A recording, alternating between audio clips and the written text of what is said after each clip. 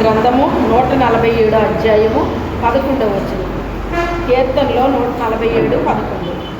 తన యందు భయభక్తుల గల వారియందు, తన కృప కొరకు కనిపెట్టుకునే వారియందు యెహోవా ఆనందించువాడై ఉన్నాడు.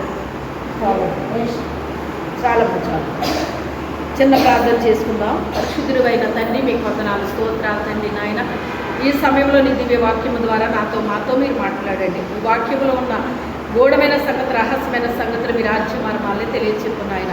ప్రవ్వా, మీకే స్తోత్రాలు తండ్రి, వందనాలు ప్రవ్వా. నాయన, ఆశ కలిగిన ప్రాణాన్ని తృప్తిపరిచే దేవుడు అయి ఉన్నారు ప్రవ్వా. ఎంతమంది బిడ్డలు ఆశతో వచ్చారో తండ్రి నాయన, నాతో మాట్లాడని ప్రభు ఆశతో ప్రార్థించుకుని వచ్చారో తండ్రి. నీ వాక్కు కొరకు నాయన ఆశతో వచ్చారు తండ్రి నాయన. నాతో మాతో అందరితో మీరు మాట్లాడండి నాయన ప్రభా. ఈ యొక్క యూట్యూబ్ ద్వారా చూచుచున్న బిడ్డలతో మీరు మాట్లాడండి, వినుచున్న బిడ్డలతో మాట్లాడుతండి. ప్రతి ఒక్క బిడ్డ కూడా నా తండ్రి నీ వాక్యాన్ని అర్థం చేసుకునే జ్ఞానమును గ్రహింపుని తండ్రి నాయన. ప్రభా, మీకే స్తోత్రాలు తండ్రి నాయన. అయ్యా, నీ విత్తనాలు చల్లుచుట్టనగా పడిన ప్రతి విత్తనము కూడా ప్రతి బిడ్డ హృదయంలో అది మొలకెత్తి ఫలించినట్లుగా ఆత్మకార్యము చేయతండి, సహాయం చేయతండి. సాతానుక్రి లయపరచండి, నీ కార్యములు జరిగించండి. సాతానుక్రి లయపరచండి, నీ కార్యములు జరిగించండి. సాతానుక్రి లయపరచండి, నీ కార్యములు జరిగించండి. ఈ స్థలమంతా నీ సెక్కన మేఘమును ఆవరింప చేయతండి. నీ పరిశుద్ధాత్మ కార్యాలు బలముగా జరిగించు నాయన. పరిశుద్ధాత్మ దేవుడా, మీరే కార్యము చేయమని యేసు అతి పరిశుద్ధ నామములో అడిగి వేడుకుంటున్నాము తండ్రి, ఆమేన్. హల్లెలూయా.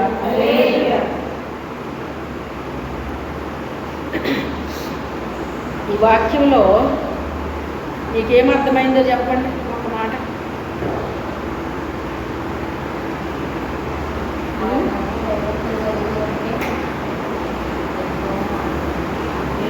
దేవుడిని ఎలా సంతోషపెట్టాలంటారు? దేవుణ్ణి ఏ రీతిగా ఉంటే సంతోషిస్తారో అనేటువంటిది ఇక్కడ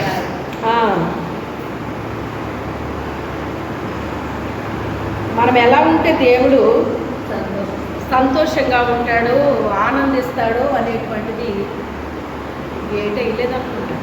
మనకు వచ్చేసి సంతోషిస్తాడు, ఆనందిస్తాడు అని చెప్పేసి ఇక్కడ రాయబడిందండి. మనిషి ప్రభువా, నేనేం చేస్తే నువ్వు సంతోషపడతావు, నేనేం చేస్తే నువ్వు ఆనందిస్తావు అని చెప్పి అడుగుతున్నాడటండి. దేవుణ్ణి ఆలోచిస్తున్నాడటండి. ఏం చేస్తున్నాడు? నేనేం చేస్తే దేవుడు సంతోషపడతాడు, ఆనందపడతాడు అని దేవుడు మనిషి ఆలోచిస్తున్నాడటండి. అంటే మనిషి ఏం చేయాలని ఆశ ఉందని ఇప్పుడు దీన్ని బట్టి అర్థమవుతుంది మనకి. నన్ను బట్టి దేవుడు నేను దేవుడిని సంతోషపరచాలి, నేను దేవుడిని సంతోషపరచాలి, ఆనందపరచాలని మనిషి ఆశపడుతున్నాడటండి. ఆశపడుతున్నాడు, కానీ ఆశని కొంతమంది మాత్రమే రీచ్ అవుతున్నారంట. కొంతమంది మాత్రమే రీచ్ అవుతున్నారంటండి, అంటే చేరుకోగలుగుతున్నారన్నమాట. అందరూ ఆలోచించవచ్చు, నన్ను బట్టి దేవుడు ఆనందిస్తున్నాడా, సంతోషిస్తున్నాడా లేదా అని ఆలోచించవచ్చు.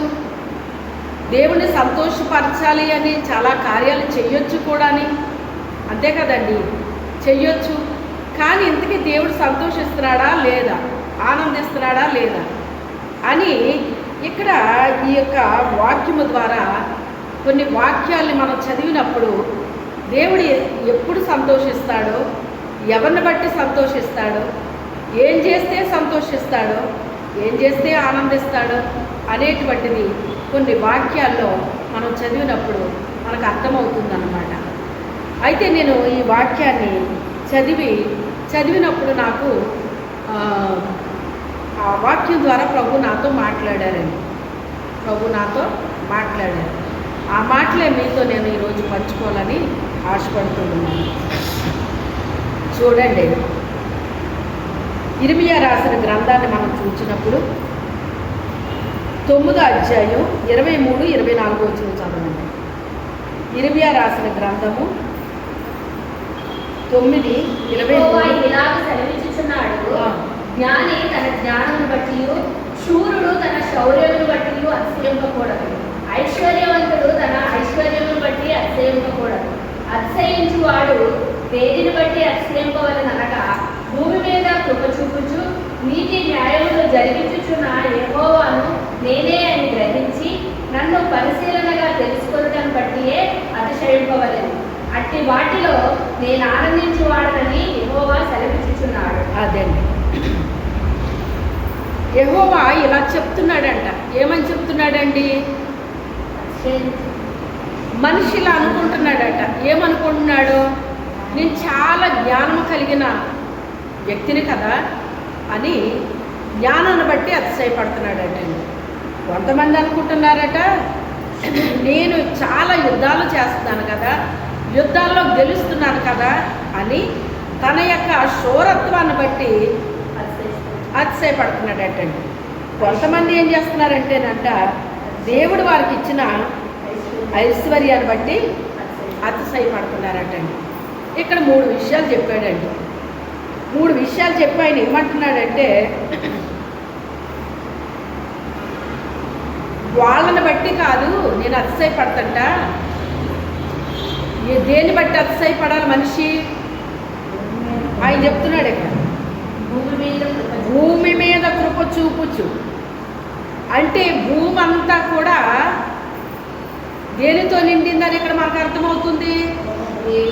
దేవుని యొక్క కృపతో నింపబడి ఉందన్నమాట అండి. దేని కాలం అందది జరుగుతూ ఉంది అంటే భూమి మీద వర్షాలు కురుస్తూ ఉన్నాయి, మంచు కురుస్తూ ఉంది, ఎండ కాస్తూ ఉంది, మేఘాలు వస్తూ ఉన్నాయి. ఇలాగా ఏ కాలంలో అది జరుగుతూ ఉందండి. ఏ కాలంలో అది జరుగుతూ ఉంది. అలాగే కరోనా వచ్చినప్పుడు గాలి లేక చచ్చిపోయారటండి చాలామంది. కరోనా వచ్చిన వాళ్ళకి ఆక్సిజన్ పెడదామంటే ఆక్సిజన్ లేక కోటీశ్వరులు చచ్చిపోయారండి. ఎవరో కోటీశ్వరులు చచ్చిపోయారు. అది ఒక దురాత్మని ప్రభు నాకు చూపించారండి. ఆ కరోనా వచ్చినప్పుడు అది ఒక దురాత్మ అది అని ప్రభు చూపించారు. ఆ తర్వాత కొంతమంది సేవకులు చెప్పారన్నమాట అండి, అది ఒక బలమైన దుష్ట శక్తి అది అని చెప్పారన్నమాట. ఆ దుష్ట శక్తి వచ్చి టచ్ చేసింది అన్నమాట. వచ్చి ఏం చేసింది? టచ్ చేసింది, ప్రతి ఒక్కరిని టచ్ చేసింది. అందరినీ టచ్ చేసిందో లేదో తెలియదు కానీ కొందరు చేసింది. అందులో లతని టచ్ చేసిందండి.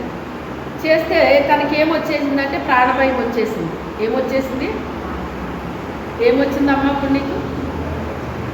నేను చనిపోతే నా భర్త ఎలాగా, నా పిల్లలు ఎలాగా, నా పరిస్థితి ఏంటి ప్రభువా అనే దిగులు పట్టేసుకుంది ఈ అమ్మాయికి. ఏం పట్టుకుందే? ఆ దిగులు పట్టుకుంది. ఆ రోజు ఎందుకు వచ్చిందో వచ్చింది నా దగ్గరికి. ఎందుకు వచ్చావు గుర్తుందా నీకు? నాకు గుర్తులేదు. అవునా? అప్పటికి మేము అక్కడ ఉన్నాం, ఇంకా కట్టలేదు. అయితే వచ్చింది, మాట్లాడుకున్నాము. అయితే ప్రార్థన చేసినట్టున్నాను. ఇవన్నీ అయిపోయినాయి. ఏంటో మనిషి దిగులుగా కనపడుతుంది. పిల్లోడు పుట్టినరోజు అంటే ఆనందంగా ఉంటారు కదా ఎవరన్నా. ఆనందం కనపడట్లేదు కానీ మనుషులు ఏం కనపడుతుంది? ఏదో బాధ కనిపిస్తుంది. మీ ముఖాలు చూస్తే మీ హృదయంలో ఉన్న బాధ తెలుస్తుంది నాకు. వీళ్ళ లోపల ఏదో బాధతో ఉన్నారని అర్థమవుతుంది. ఏమ్మా అలా ఉన్నారు అంటే ఫస్ట్ ఏమి లేదంటారు, తర్వాత చెప్తారు ఇలాగా అని. అర్థమైందా? బిడ్డ పరిస్థితి తల్లికి తెల్దా? తెలిసిపోద్ది. బిడ్డ ఎప్పుడు ఎలా ఉంటుందో తల్లికి తెలిసిపోద్దండి. దాచినది దాగేది కాదు. ఏమ్మా అలాగ ఉన్నామన్నా? లేదండి బాగానే ఉన్నాను అన్నా. ఏమో ఏదో తేడాగా కనిపిస్తున్నావు నాకు, ఏమన్నా భయం వేస్తుందా అన్నాను. మరి అప్పటికే కరోనా వచ్చేసింది కదా, తిరుగుతూ ఉంటాయి అంటే అన్నది కదా, ఏమ్మా భయం వేస్తుందా అన్నాను. అంటే దుఃఖం పెళ్ళికి వచ్చేసింది. అవును అని ఇలా తలూపి తలకెత్తుకు వచ్చేసుకున్నాను అనమాట.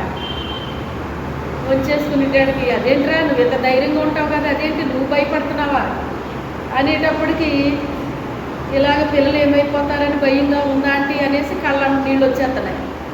ఇంకా ఆపుకోలేకపోయింది.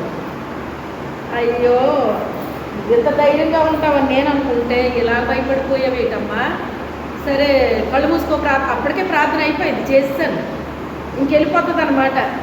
వెళ్ళిపోయే ముందు జరిగిన సంఘటన, కళ్ళు పోయి ప్రార్థన చేస్తాను అన్నాను. కళ్ళు మూసుకుంది, ప్రార్థన చేస్తే నా దురాత్మను గద్దించానండి. గద్దించేటప్పుడు అది ఆ అమ్మాయిని వదిలేసింది, నవ్వుతా వెళ్ళిపోయింది, బాగానే ఉంది. మా వారిలోకి వెళ్ళిపోయింది, అది మా వారిలోకి వెళ్ళిపోయేది. ఈయనకి భయం పట్టుకుందంట. ఏం భయం? నేనేమైపోతానో, నా భార్య ఏమైపోద్దో, ఈ పిల్లలు ఏమైపోతారో, ఈ సంఘం ఎలా నడుపుతుందో, ఏం చేస్తుంది, ఇలాగనేసి ఈ దిగులు ఈయన పట్టేసింది. ఈ అమ్మాయిని వదిలింది, ఈయన పట్టుకుందనమాట. పట్టుకుని ఈయన మంచం మీద పడుకొని ఎగుతులేదండి, ఏం చేయట్లేదు, లేపుతుంటే లేవట్లేదు. లేస్తాను లోపల భయం ఉంటే ఇంకా మనిషి ఏం లేగుతారండి, ఇంకా లేవలేదు.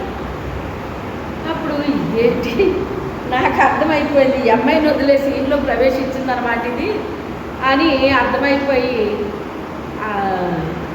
నేను మీకు తెలుసు కదా ధైర్యపరుస్తాను కదా, అలాగే ధైర్యపరుస్తున్నాను కానీ ఆయనకి ఏం ధైర్యం రావట్లే, కోపపడుతున్నాను. ధైర్యంగా ఉండాలి, ఇలా ఉండాలి, అలా ఉండాలి, మరణం తప్పించడం ప్రభు అయిన ఏవో విషయం అంతే తప్ప అలాగే మనం బెగ్గ పెట్టేసుకుని ఏదో చేసేస్తే ఏదో అయిపోదు, అంతకంటే ఇంకా నీరసం అయిపోతాము, బలహీనమైపోతాము, కృంగిపోతాము, ఇలా అయిపోతాము, అది ఇది అని చెప్పేసి ఇలాగా నయాన్నో భయాన్నో ఎలాగోలాగా మొత్తం మీద ఆయనకి చెప్పిన పని జరగట్లేదు, ఆయనకి పని జరగట్లేదు అన్నమాట. అయితే నెమ్మదిగా ఒక రాత్రి నా దగ్గరికి వచ్చింది. ఏం చేసింది? నా దగ్గరికి వచ్చింది. అదేటమ్మా మీకు ఎలా తెలుసు అని అడగొచ్చింది. ఎలాగొచ్చింది అంటే నా ముక్కు గాలి ఆడకుండా అవుతుంది. ఎలా వచ్చింది? శ్వాస ఇబ్బంది అవుతుంది. మరి అదే కదా ప్రాబ్లం. అప్పుడు మరి అందరికీ ప్రాబ్లం ఏంటండి? అదే ప్రాబ్లం. అప్పుడు మనిషికి శ్వాస ఆడకపోతేనే చనిపోతారు. మొదటగా మనిషిని నిర్మాణం చేసి దేవుడు ఏం చేశాడు? మనకి జీవవాయువుని ఓదగా అదనమాట. అందుకే ఊపిరి ఆగిపోయిందండి, ఊపిరి వదిలేశారండి అంటారు. అర్థమైందా? శ్వాస ఆడకపోతే ఇంకా మనిషి చనిపోతాడు. అందుకని దేవుడు మనిషికి జ్ఞానం ఇచ్చి ఈ సిలిండర్లు కనిపెట్టి వాళ్ళకి ఆక్సిజన్ పెడితే వాళ్ళకి శ్వాస ఆడేటట్టుగా ఏర్పాటు చేశాడు దేవుడు. అందుకే కొంతమంది వెంటనే హాస్పిటల్కి వెళ్ళినప్పుడు వాళ్ళకి అది పెడతారు, కాసేపుడికి వాళ్ళు రైట్ అవుతారన్నమాట. కొంతమంది చనిపోవచ్చు, కొంతమంది బ్రతకొచ్చు, చెప్పలేము మనం. వాళ్ళకి ఆయుస్సు దేవుడు ఇస్తే బ్రతుకుతారు, లేకపోతే చనిపోతారు. ఏది ఏమైనప్పటికైనా నా దగ్గరికి వచ్చిందనమాట. ఈయన మాత్రం అలా బొజ్జు ఉంటున్నారు, ఎంత లేపినా లేచి తిరగట్లేదండి. ఏదో ఎంతో అంతో తింటున్నారు, పడుకుంటున్నారు అంతే తప్ప లేచి మాత్రం తిరగట్లేదన్నమాట. ఇక నా దగ్గరికి వచ్చేటప్పటికి అర్థమైపోయింది, ఇది నా దగ్గరికి వచ్చింది అని నాకు అర్థమైపోయి వెంటనే లేచి అక్కడ నాకు ఒక చిన్న టేబుల్ లాగా ఉంటుందన్నమాట అండి. దాని మీద ప్రేయర్ ఆయిల్ ఉంటుందన్నమాట. ఆయిల్ తీసుకుని, ప్రవ్వా ఇదిగో నీ రక్తాన్ని నేను వేస్తున్నాను తండ్రి, నీ రక్తంలో నాకు స్వస్థత ఉన్నది, ఇది నా దగ్గరికి వచ్చింది ప్రభువా, నువ్వు నన్ను నీ రక్తంతో నీ రక్తంతో ప్రోక్షించయ్యా, ఇదిగో నీ రక్తాన్ని నేను ప్రోక్షించుకుంటున్నాను ప్రభా, నాకే ప్రమాదం జరగనివ్వకు తండ్రి అని చెప్పేసి వెంటనే సిలువు గుర్తు వేసేసుకున్నానండి. ఆయిల్ తీసుకుని ప్రేయర్ చేసుకుని. ఇదంతా ఎంతసేపు మాట్లాడినంత సేపు జరగలేదు, అది క్షణాల్లో జరిగిపోయింది. తీసుకోవటం, చిన్న ప్రార్థన చేసుకోవడం, వేసుకోవడం కూడా అయిపోయింది అనమాట. ఈ సిలువు గుర్తు వేసాను, ముక్కు మీద వేసుకున్నాను, రాసుకున్నాను, కొంచెం ఇలా జరిగింది. అప్పుడు కొంచెం శ్వాస ఆడిందన్నమాట. ఆడిన తర్వాత మళ్ళీ కాసేపటికి మళ్ళీ వచ్చింది. మళ్ళీ వచ్చేటప్పుడు మళ్ళీ కొంచెం ఇబ్బంది అవుతుంది. మళ్ళీ వెంటనే అదే పని చేశాను నేను. చేసేటప్పటికి పోయిందనమాట. హల్లెలూయా. నా దగ్గర రాలేదని అదే నేను భయపడి ఉంటే కనుక ఆ రోజే చనిపోతుంది అనమాట. ఏమీ చేయదండి, మనల్ని భయపెడుతుంది. సాతాను ఎప్పుడు కూడా ఏం చేస్తుంది, మనల్ని భయపెట్టేసి కృంగదీసేసి మనకి మనమే చచ్చిపోయేలా చేసేస్తుంది అనమాట. కొంతమందిని ఏం చేస్తుందండి, ఇంకెందుకు నువ్వు చావు, నువ్వు బ్రతికి ఏం ప్రయోజనం, నువ్వు చావు ఇదే మాటలు మాట్లాడతాను ఇంట్లో వాళ్ళు. నీకు ఒకవేళ ధైర్యం ఉన్నా నీ ఇంట్లో వాళ్ళు ఏం చేస్తారు, నువ్వు బ్రతికి ఏం సాధించేస్తావు, ఏం ఉద్ధరించేస్తావు, ఇంకెందుకు చావు అంటారు అన్నమాట. అలాంటి మాటలు విని మనం ఎప్పుడు కూడా మన ధైర్యాన్ని కోల్పోకూడదు అనమాట అండి. ఎందుకు అంటే మనకి జీవాన్ని ఇచ్చింది దేవుడు, మనల్ని నిర్మించుకున్నది దేవుడు, తన పని కొరకు మనల్ని ఎన్నుకుని ఏర్పాటు చేసుకున్నది ఆయన. నీకు ఏ పని చేయమని దేవుడు నీకు అప్పగించాడో ఆ పని నువ్వు చెయ్యాలి. నేను చేసే పని నువ్వు చెయ్యాలని ఏమీ లేదు, నువ్వు చేసే పని ఇంకొకరు చెయ్యాలని ఏమీ లేదు. నీకు ఏ పని అప్పగించాడో ఆ పని నువ్వు చెయ్యాలి, అంతే తప్ప ఆళ్ళలా కాదు, ఆళ్ళలాగా చేస్తాను నీళ్ళలాగా చేస్తాను ఇలాగ అనుకోకూడదు. మనం నీకుగా ఏ పని చెప్పాడో ఆ పని చేయాలి. అందుకు దేవుడు మనల్ని పుట్టించుకున్నాడు, అంతే తప్ప కొన్ని కోట్ల అడుగుల్లో మనం వచ్చాము అంటే మనల్ని గెలిపించాడు దేవుడు అంటే ఎందుకు బతికించుకున్నాడు ఆయన, ఎందుకు గెలిపించాడు మనల్ని, తన కొరకు. అందుకే ఆయన కొరకైనా మనం బ్రతకాలి. ఎవ్వరు మనల్ని చచ్చిపోమని కోరుకున్నా వాళ్ళెవరో కోసం కాదు, మన కోసం మనం ఏం చేయాలి, దేవుని కోసం.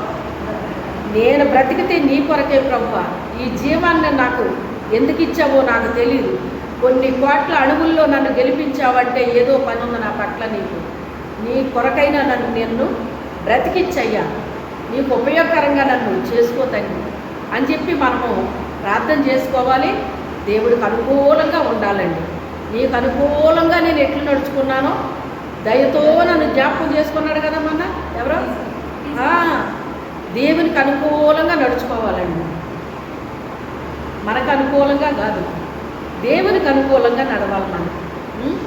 అలాగా ప్రార్థన చేసుకోవాలన్నమాట. ప్రార్థన చేసుకోవాలి.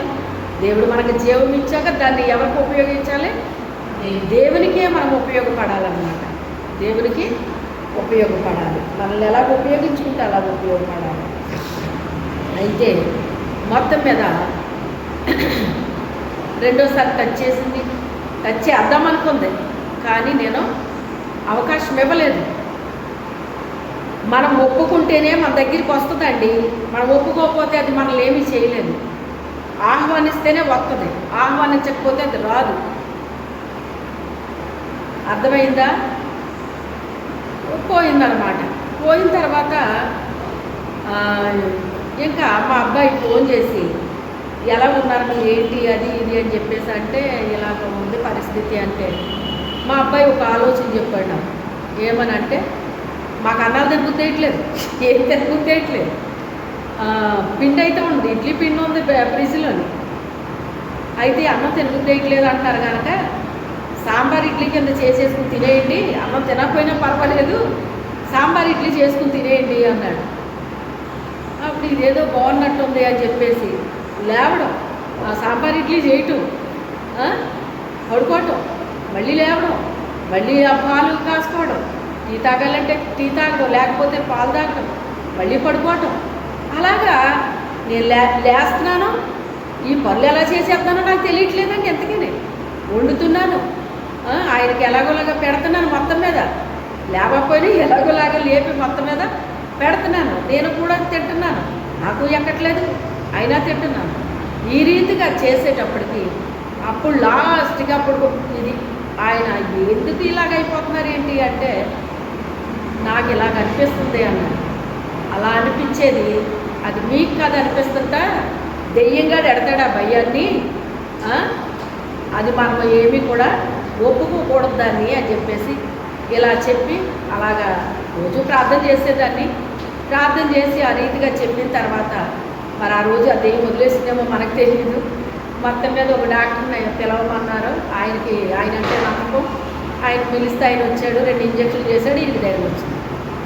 కొంతమందికి ఏదైనా చేస్తేనే ధైర్యం వస్తుంది, మనకేమో ప్రార్థన చేసుకుంటే ధైర్యం వస్తుంది, అంతేనా?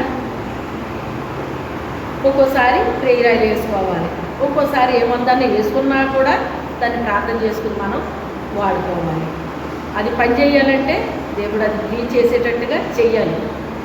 ఈ రీతిగా ఉంటాయన్నమాట అండి. ఏది ఏమైనా దేవుడు లేపేశాడా లేదా అంటే మా దగ్గరికి వచ్చిందా లేదా, అది వచ్చింది, కానీ ఏమన్నా చేయగలిగిందా, ఏమీ చేయలేదు. అయితే 20లో జరిగింది అది. ఆ తర్వాత సంవత్సరం పైన ఈయన బ్రతికారు. ఇక్కడ ఇల్లు కట్టడం జరిగింది, ఇక్కడికి రావడం జరిగింది, ఇవన్నీ జరిగినాయి. దర్శనాలు కూడా దేవుడు చూపించాడు, కానీ నేను ఎలా అనుకోలేదు, ఈయన అనుకోలేదు. ఒక ఆరాధికుడు చూపించాడు దేవుడు నాకు. ఈయన ఆరాధికుడు అని నేను అనుకోలేదు ఎందుకని. ఆ రీతిగా ఇలా జరిగింది. ఏది ఏమైనప్పటికైనా దైవ చిత్త ప్రకారంగానే దేవుడు ఆయన తీసుకున్నారు తప్ప ఆయన మామూలుగా ఏదోలాగా మాత్రం వెళ్ళలేదన్నమాట. చాలామంది కొన్ని రకాలుగా అనుకున్నారు, అయితే కానీ ఏమీ కాదు, కానీ దైవ చిత్త ప్రకారంగానే పిలిపోయింది, వెళ్ళారన్నమాట. అయితే ఇదంతా నేను ఎందుకు చెప్తున్నాను అంటే, అలాగ దుష్టుడు ఏం చేస్తాడంటే టచ్ చేస్తాడు మన దగ్గరికి వచ్చి, నీ వల్ల ఏం ఉపయోగం ఉంది, ఎవరికి ఉపయోగం ఉంది, అది ఇది ఇలాంటి కథలు చెప్తాడు మనకి. ఆ కథలు వింటేనే చెప్తాడండి, వినకపోతే చెప్పడాడు. అందులోకి సైతాన్ చెప్పేది అస్సలు నమ్మకూడదండి. నేను చెప్పేది అది. సాతాన్ చెప్పేది ఎప్పుడు కూడా వినొద్దు, నమ్మొద్దు. నువ్వు వింటే ఇంకా చెప్తాడు, నమ్మితే భయపెట్టేస్తాడు. ఇంతే ఇందులో ఉండేది, ఇంకేముండదు. అయితే జ్ఞాని తన జ్ఞానాన్ని బట్టి కానీ, శూరుడు తన శౌర్యాన్ని బట్టి కానీ, ఐశ్వర్యవంతుడు తన ఐశ్వర్యాన్ని బట్టి కానీ అతిశయింపకూడదు. అతిశయించువాడు ప్రభువును బట్టి అతిశయించాలి. అందును బట్టి నేను ఆనందిస్తాను. ఎవరిని బట్టి అతిశయించాలంట అంటే దేవుని బట్టి ఎలాగ ఆనందిస్తాం మనం, ఎలాగ ఆనందిస్తాం? దావీదు ఒక మాట చెప్పాడు, దుష్టుల ఆలోచన చెప్పున నడవక, పాపుల మార్గమును నిలవక, అపహాసకులు కూర్చుండు చోటన కూర్చుండక, యెహోవా ధర్మశాస్త్రమునందు ఆనందించుచు దివారాత్రము దాన్ని ధ్యానించువాడు ధన్యుడు అని చెప్పాడనమాట. బైబిల్ చదువుతుంటే దేవుని వాక్యం పెట్టంటే ఎప్పుడు ఆనందం వస్తుందంటే మనకి, దుష్టుల ఆలోచన చెప్పున నడవకూడదంట, పాపుల మార్గములో నిలబడకూడదట. వాళ్ళ విశాల మార్గంలో నిలబడతారు, మనం నిలబడకూడదు. దుష్టులు చెప్పే ఆలోచన దురాలోచనలు చెప్తారని మనం వినకూడదు. అపహాసకులు కూర్చుండు చోటన కూర్చోకూడదు. అంటే కొంతమందికి ఇతరులను అపహాసించడమే పని కింద పెట్టుకుంటారు. వాళ్ళు కూర్చున్న చోట మనం కూర్చోకూడదు. ఎందుకు అంటే వాళ్ళు చెప్పినప్పుడు, వాళ్ళు అపహాసించినప్పుడు మనం ఊ అనో ఆ అనో ఏదో ఒకటి అనాలండి. అనే వరకు వాళ్ళు ఒప్పుకోరు. అవునండి కాదండి, అవునండి కాదండి అంటే మన నోటితో మనం ఏం చేయాలి, అనాలి. అందుకే దేవుడు ఏం చెప్పాడు మనకి అంటే, దావీదు గారి ద్వారా చెప్పాడు దేవుడు మనకి. దేవుడు అంటే దావీదు గారు అనుభవంతో చెప్తున్నాడు అక్కడ మాట. స్టార్టింగ్లోనే రాస్తాడు ఆయన మాట. మొదటగా కీర్తన స్టార్టింగ్లోనే మొదటి అధ్యాయం మొదట వచనంలోనే రాసేసాడు ఆయన ఈ మాట. అంటే ఆయన అనుభవంలో అవన్నీ ఉన్నాయి కనుక ఇలా చెయ్యొద్దు మీరు. అప్పుడు మీరు ధర్మశాస్త్రాన్ని చదివితే, అంటే వాక్యాన్ని చదివితే, దివారాత్రము దాన్ని ధ్యానించువాడు, అది రాత్రైనా పగలైనా ఎప్పుడైనా కావచ్చు, దాన్ని మీరు ధ్యానిస్తే మీకేం కలుగుతుంది? ఆనందము. ఎందులో ఉందంటే ఆనందం. నేను మీకు చాలాసార్లు చెప్తాను, అసలు ఇన్నిసార్లు వాక్యం చదివాను, కానీ ఈ వాక్యం చదివినప్పుడు నాకు చాలా ఆనందం వేసింది అంటాను. ఎందుకు వచ్చింది ఆనందం నాకు? అలాంటి వాటిలో చేతులు పెట్టను నేను. ఎందులోని? దుష్టులు చెప్పే దురాలోచనలు విన్ను. నేను నష్టపోవడానికన్నా ఇష్టపడతాను కానీ, కష్టపడ్డానికన్నా ఇష్టపడతాను కానీ, శ్రమపడ్డానికన్నా ఇష్టపడతాను కానీ, ఏదైనా అనుభవించడానికి ఇష్టపడతాను కానీ, దుష్టులు చెప్పే దుర్మార్గపు ఆలోచనలు మాత్రం నేను వినను, చెయ్యను. అంటే నా ఘటాన్ని నేను కాపాడుకుంటాను. నా ఘటం అంటే ఏంటి? నా శరీరము, నా ప్రాణము, నా ఆత్మ, నా దేహాన్ని నేనే కాపాడుకుంటాను. కాపాడుకోవాలా వద్దా? మనం కాపాడుకోవాలి. మనమే వెళ్ళి వాళ్ళ దగ్గర కూర్చుంటే ఎలా ఉంటుందండి? వాళ్ళ మన దగ్గరికి వచ్చి కూర్చున్నా డేంజరే, వాళ్ళ దగ్గరికి వెళ్ళి కూర్చున్నా డేంజరే. ఎందుకంటే వాళ్ళ అపహాసకులు కనుక అపహాసం చేస్తూ ఉంటారు. ఇతరుల్ని అపహాస్యం చేస్తూ వాళ్ళు హ్యాపీ ఫీల్ అవుతూ ఉంటారు. మనం హ్యాపీ ఫీల్ అవ్వాల్సింది వాళ్ళని ఎగతాళి చేసి కాదు. ఎందులో ఆనందించాలి? మనం దేవుని యొక్క వాక్యాన్ని వింటూ, ధ్యానిస్తూ, చదువుతూ ఇందులో మనం ఆనందించాలి. మనం ఆనందించేది ఇది ఇచ్చాడు మనకు దేవుడు. ఇందులో ఉంది ఆనందం. నీకు ఇది చదువుతుంటే, వింటంటే, ధ్యానిస్తుంటే నీకు ఆనందం కలగట్లేదు అంటే ఎక్కడో తేడా ఉంది. ఏముందండి వాక్యంలోని? ఏమోనండి, చదువుతుంటే నిద్ర వచ్చేస్తుందండి, చదువుతున్నాను కానీ ఏది బుర్రలోకి వెళ్ళట్లేదండి, చదవాలనిపించట్లేదండి అంటే ఏముంది? మనలో తేడా ఉంది. నీలో ఏదో తేడా ఉంది. తేడా అంటే నీలో ఏదో ఉండకూడని జబ్బు ఉంది. ఏం జబ్బు అది? ఆత్మీయంగా ఏదో జబ్బు వచ్చింది. ఏమొచ్చింది?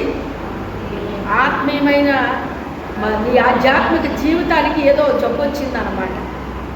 ఆ జబ్బు తగ్గితే తప్ప నీకు ఇది రుచించదు. జ్వరం ఉన్న మనిషికి బిర్యానీ పట్టుకెళ్ళి పెడితే ఏమన్నా టేస్ట్గా ఉంటుందండి? ఎందుకని? జ్వరం వచ్చిన మనిషికి చేదు వస్తుందండి. నాలుక ఏమొస్తుంది? చేదు వస్తుంది. ఆహారం తినాలనిపించలేదు. వారం రోజులు ఆ ఇడ్లీ సాంబార్ వేసుకుని తిని అలా బ్రతికేస్తామన్నమాట. నేను ఎలా లేచి ఆ వంట చేశాను, ఆ పనులన్నీ ఎలా చేశానో నాకే అర్థం అవ్వలేదండి. ఎలా కాపాడావు ప్రభు నన్ను అని నాకే ఆశ్చర్యం వేసిందండి. చూసారా దేవుడు ఎలా కాపాడాడు? ఎవరిళ్లల్లో వాళ్ళు ఉండేవారు. ఎందుకంటే ఎవరిళ్లలో వాళ్ళే ఉండండి. ఈతలకు వచ్చారంటే ఊరుకోమని ఎస్కార్ట్ దిగింది కదా. అప్పుడు దిగిందా లేదా? బయటికి రానిచ్చేవారా? కూరగాయలకి వాటికి ఒక టైం ఇచ్చేవారు. ఎంతవరకే మీరు కొనుక్కోవాలి, తర్వాత ఉండడానికి వీలు లేదని చెప్పేసి కర్రలతో దెబ్బలు తిన్నవాడు కూడా ఉన్నారు ఆ టైంలో. కానీ దేవుడు రక్షించాడా లేదా? కాపాడాడా లేదా? ఎలాగా నన్ను కాపాడావు ప్రభువా, ఇవన్నీ నేను ఎలా చేసుకున్నాను అని నాకే ఆశ్చర్యం వేసిందండి.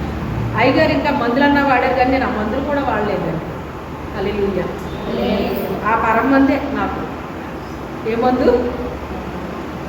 ఆ పరమ్మందే. అదే ఆయనకి నమ్మకం ఆ మందు మీద ఉంది, నాకు నమ్మకం ఈ మందు మీద ఉంది. ఆయనకి అది పడిన తర్వాత ఆయనకి నమ్మకం వచ్చింది, నాకు దీని ద్వారా నమ్మకం వచ్చింది. అందుకే వాక్యము వలన నువ్వు ఆనందించలేకపోతున్నావు అంటే ఎక్కడో తేడా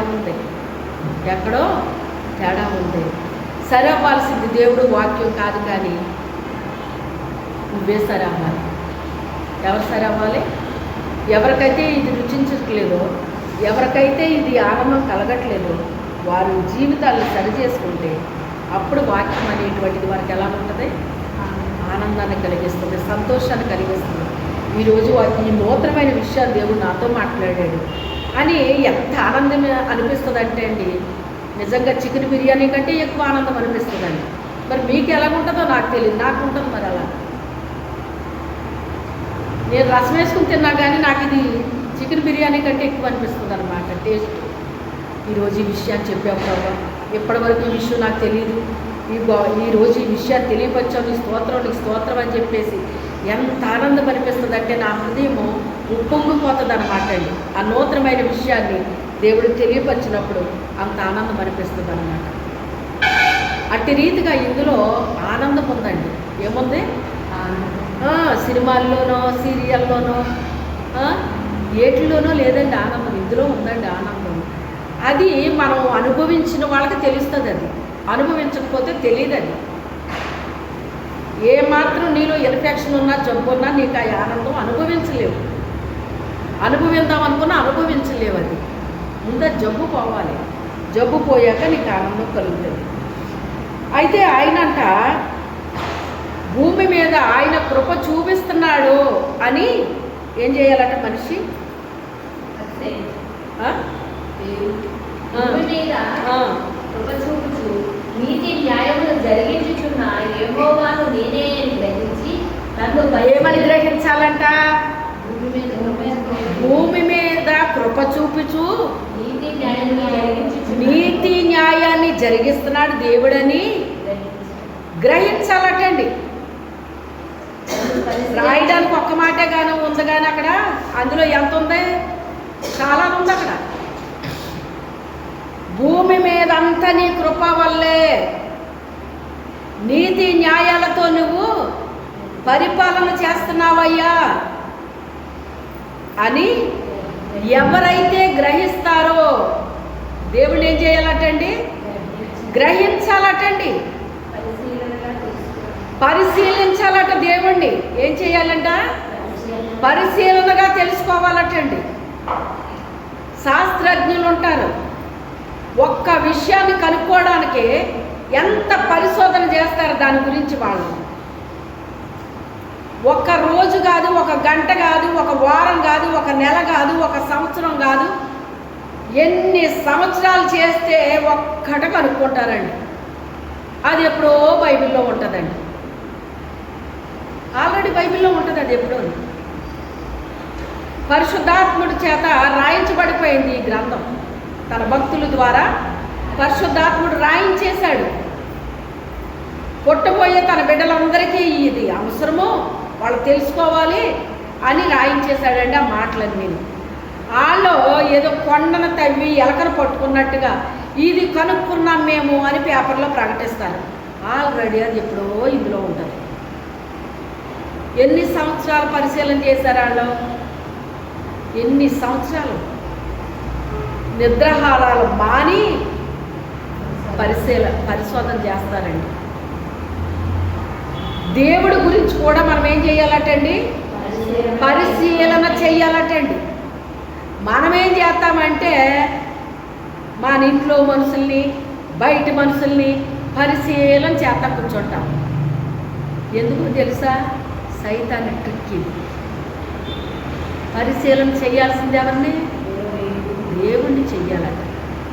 మనం ఎవరిని చేస్తున్నాం? ఇది కొత్త పాయింటే కాదు ఈరోజు మనకి. పరిశీలన చేయాల్సిన దేవుణ్ణి పరిశీలన చేయకుండా మన మైండ్ ఎలా డైవర్ట్ చేశాడో చూసావా సైతాను? ఇంట్లో వాళ్ళని పరిశీలన చేస్తూ ఉంటారు, ఇంటి పక్క వాళ్ళని పరిశీలన చేస్తూ ఉంటారు, బయట వాళ్ళని పరిశీలన చేస్తూ ఉంటారు. వాళ్ళందరూ గొడవ నీకెందుకమ్మా? వాళ్ళందరూ గొడవ ఎందుకు నీకు? నిన్ను నువ్వు పరిశీలన చేసుకో. ఏం చేసుకోవాలి? నిన్ను నువ్వు పరిశీలన చేసుకో. ప్రభువా, నేను ఎలా ఉన్నానయ్యా? నా జీవితం నీకు అంగీకారంగా ఉందా? ఒకడు అర్పించిన దేవుడు అంగీకరించాలంటే ముందు ఎవరు అంగీకరించబడాలట? మనం అంగీకరించబడాలి. మనం అంగీకరించబడితే మనం అర్పించిన అర్పణ అంగీకరించబడుతుంది. మనం అంగీకరించబడితే మనం చేసిన ప్రార్థన అంగీకరించబడుతుంది. ఎలాగున్నది ఇప్పుడు? ప్లస్ అంటే ఏంటండి? ఒక నిలువు గీత అడ్డగీత అయితే ప్లస్ అంటాం దాన్ని, అవునా? మరి ఇప్పుడు ప్లస్ లాగా లేదా ఇప్పుడు ఇది? మన ప్రార్థన అంగీకరించబడాలంటే ముందు ఎవరు అంగీకరించబడాలి? మనం అంగీకరించబడాలి. మనం అంగీకరించబడాలి అంటే ఎలాగ అంగీకరించబడతాం? దేవునికి ఇష్టకరంగా జీవించాలి. ఎప్పుడు అంగీకరించబడతాం? దేవునికి ఇష్టకరంగా జీవిస్తే అప్పుడు మనం అంగీకరించబడతాం. మనం అంగీకరించబడిపోయాము అంటే మనం చేసే ప్రార్థన కూడా విలువైంది చేస్తాం. అప్పుడు ఆ ప్రార్థన కూడా అంగీకరించబడతాం. మనం అంగీకరించబడితే దేవునికి విలువైన కానుక కూడా అర్పిస్తాం. అప్పుడు మనల్ని అంగీకరిస్తాడు, మనం అర్పించే కానుక అంగీకరిస్తాడు. అలాగ ప్రతీది కూడా మనము చేసేది, మనం చేసేది రెండు అంగీకరించబడాలి. హిజ్కియా చేసిన అతని కన్నీళ్ళు, ఈ ప్రార్థన నేను అంగీకరించాను, నువ్వు కన్నీళ్ళు విడిచుడు చూశాను. మరి రేపు చెప్పాడా లేదా దేవుడు? ఎందుకని? హిజ్కియా అంగీకారంగా ఉన్నాడు, అందుకే అతని ప్రార్థన కూడా అంగీకరించాడట. ఎందుకు అంగీకరించాడు అంటే అతని జీవితాన్ని అతను క్షణాల్లో చక్కబెట్టేసుకున్నాడు. ఎంతసేపు పట్టిందండి? బుద్ధి కలిగిన వాళ్ళు, బుద్ధి లేని వాళ్ళకి మెలుగు వచ్చిందండి. బుద్ధి కలిగిన వాళ్ళు ఎంతసేపులో చక్కబెట్టుకున్నారు, బుద్ధి లేని వాళ్ళు ఎంతసేపు పట్టింది. బుద్ధి కలిగిన వాళ్ళు చక్కబెట్టుకోవడానికి పెద్ద టైం పట్టదు. ఈ తప్పు నీలో ఉంది అని ఇక్కడ వాక్యం వచ్చేటప్పటికి టక్కమని సర్దేసుకుంటారు లోపల.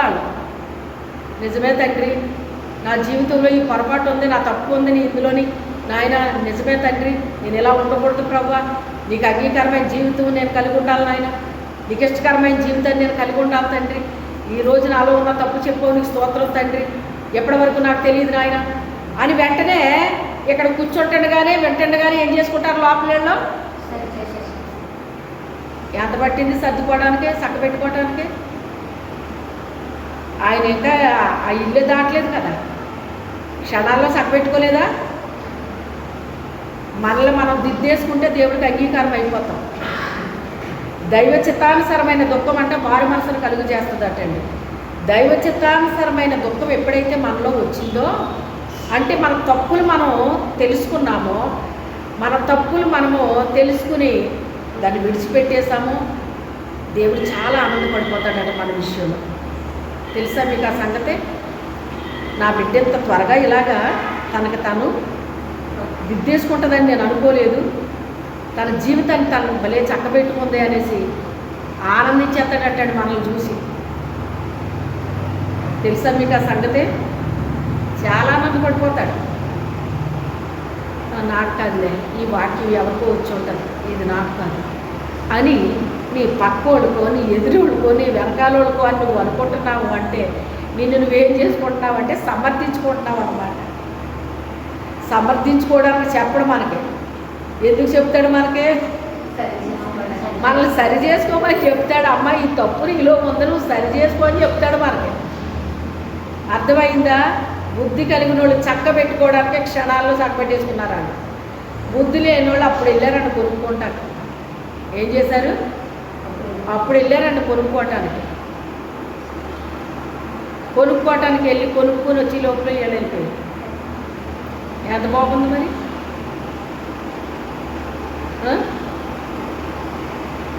దేవుణ్ణి ఎలా తెలుసుకోవాలంటే అండి, భూమి మీద ఆయన కృప ఉంది, ఆయన కృప వల్లే జరుగుతుంది ఇదంతానే. ఇది మనుషుల వల్ల జరిగేది కాదు, ఇది దేవుని యొక్క కృప వల్ల జరిగింది, దేవుని యొక్క కృప వల్ల జరిగింది. తండ్రి మీకు స్తోత్రాలు, తండ్రి మీకు స్తోత్రాలు, తండ్రి మీకు స్తోత్రాలని ప్రతి విషయంలో దేవుడికి మనము కృతజ్ఞతాస్తుతులు చెల్లించాలి. నీతి న్యాయాలతో దేవుడు భూమి మీద జరిగిస్తున్నాడో, క్రియలు జరిగిస్తున్నాడో అని ఆయన మనం ఎలా తెలుసుకోవాలట? పరిశీలనగా తెలుసుకోవాలటండి. దేన్ని పరిశీలన చేస్తున్నావు నువ్వు? ఎవరిని పరిశీలన చేస్తున్నావు నువ్వు? ఎవరిని పరిశీలన చెయ్యాలి? దేవుణ్ణి పరిశీలన చెయ్యాలటండి. అంటే ఏమని పరిశీలన చెయ్యాలి?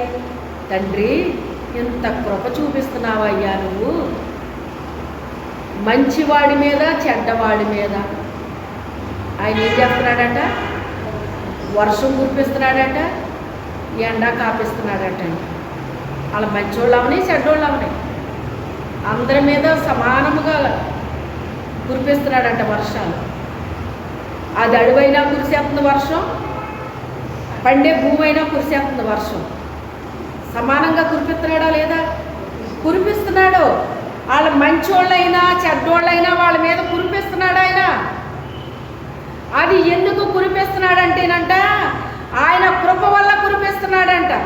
వీళ్ళని సృష్టించింది నేనే కదా, వీళ్ళని నిర్మాణం చేసింది నేనే కదా, వీళ్ళకు ఊపిరిచ్చింది నేనే కదా అని ఆయన కృప మనుషుల మీద చూపిస్తున్నాడటండి.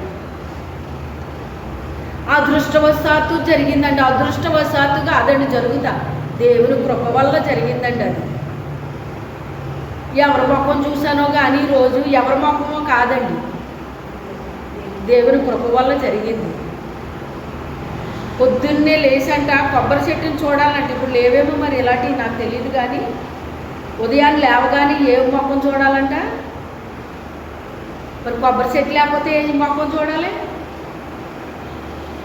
అది సృష్టి. అది సృష్టికర్త ముఖాన్ని చూస్తారా?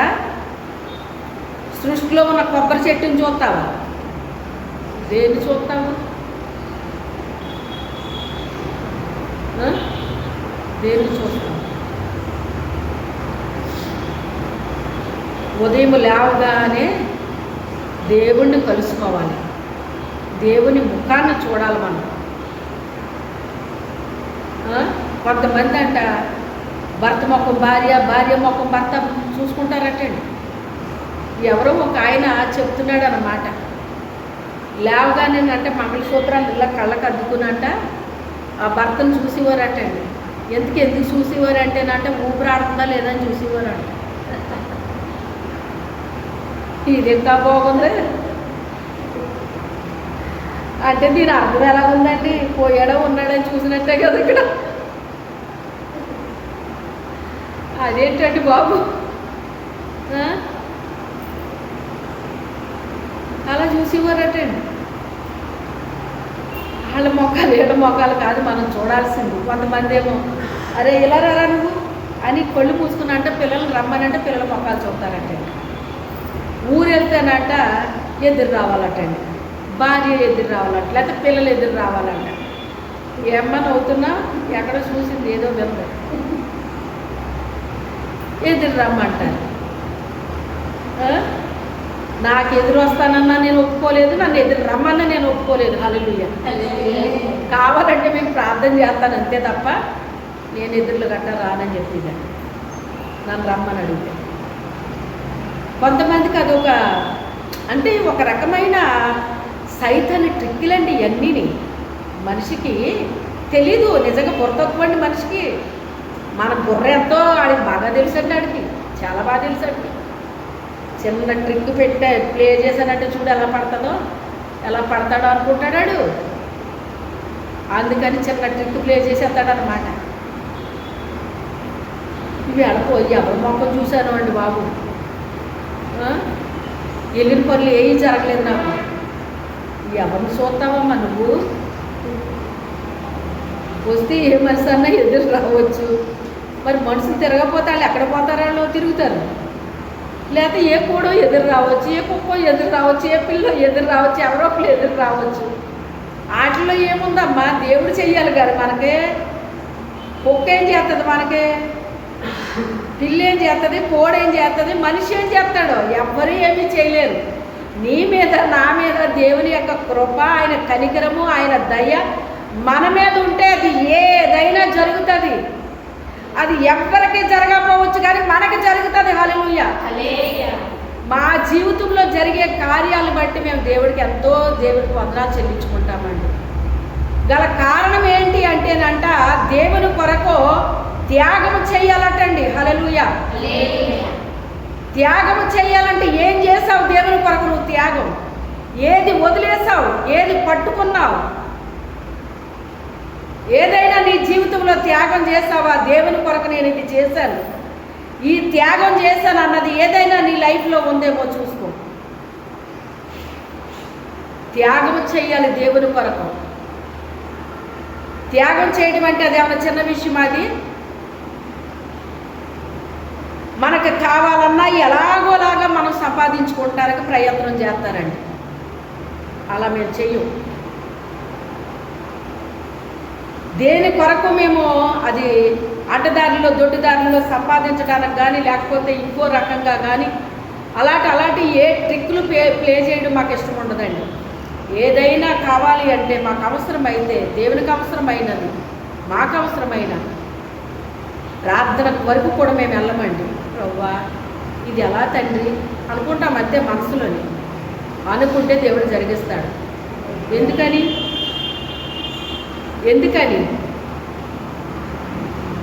దేవుని కొరకు కొన్ని వదిలేసుకోవాలి, కొన్ని త్యాగాలు చెయ్యాలి, కొన్ని నష్టపోవాలి, కష్టాలు పాలు అవ్వాలి, ఎగతాళిలు పొందుకోవాలి, నిందలు పడిపోవాలి, అవమానాలు వచ్చేస్తాయి. అన్నిటికీ మనం ఎప్పుడైతే నిలబడ్డామో మన కోసం కాదు ప్రభువు కోసం అనిపించుకోవాలి. ఇవన్నీ ఎవరి కొరకు? ప్రభు కొరకు నిలబడినప్పుడు వచ్చినవి ప్రభు కొరకు అనుభవించినట్టు. మన కోసం మనకు వచ్చినవి మన ప్రభు కోసం అనిపించుకున్నట్టు కాదవి. అది నీకు వచ్చినవి అవి.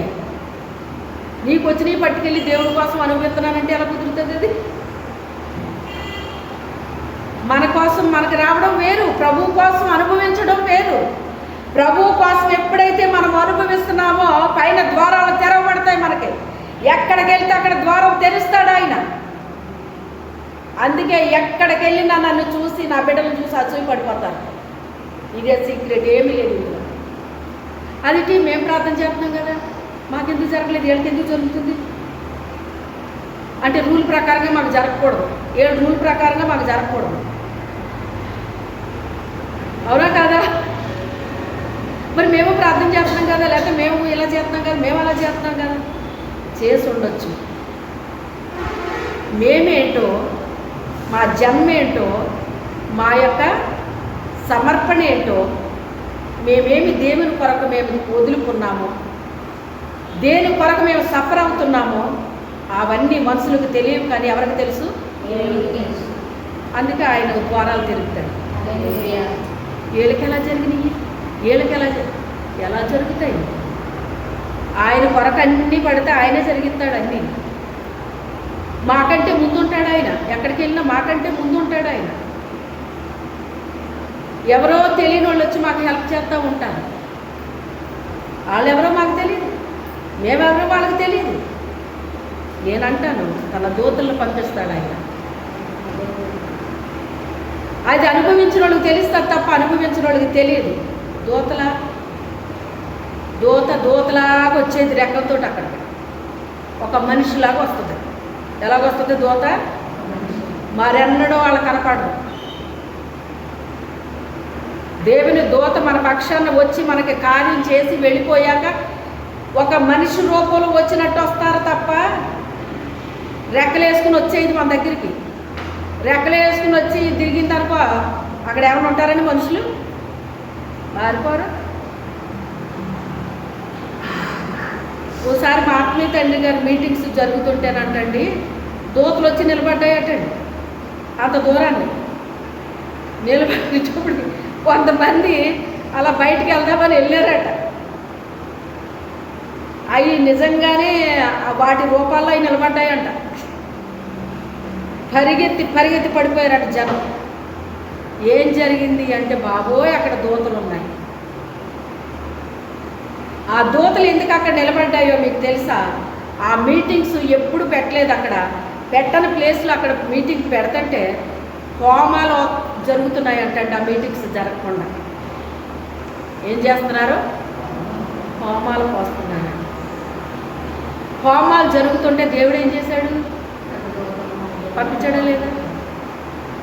ఆ దూతలు చూసిన వాళ్ళు ఏమైపోయారు? వాళ్ళు పడిపోయారు. ఎందుకని వేళ తలుపులు వేయకుండా తీసేస్తున్నారేంటి?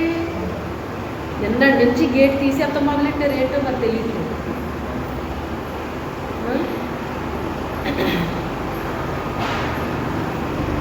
లాస్ట్లో వచ్చిన వాళ్ళు గేటు గడపెట్టి వస్తూ ఉండండి అమ్మా.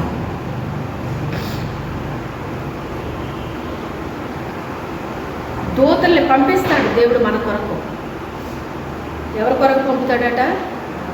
తన కొరకు ఎవరు త్యాగం అవుతున్నారో, ఎవరు యాగం అవుతున్నారో, ఎవరు వాళ్ళ జీవితాన్ని త్యాగం చేసుకుంటున్నారో, ప్రభువు కొరకు సమర్పించుకుంటున్నారో, నష్టపోతున్నారో, కష్టాలు పాలవుతున్నారో, ఎగతాళీలు అనుభవిస్తున్నారో, అవమానాలు అనుభవిస్తున్నారో, నిందలు వేయించుకుంటున్నారో, అబద్ధ సాక్ష్యాలు పొందుతున్నారో, చెడ్డ మాటలు అనిపించుకుంటున్నారో, వాళ్ళకి ఎక్కడికి వెళ్తే అక్కడ ద్వారాలు తెరుస్తాడు నా దేవుడు. హల్లెలూయా.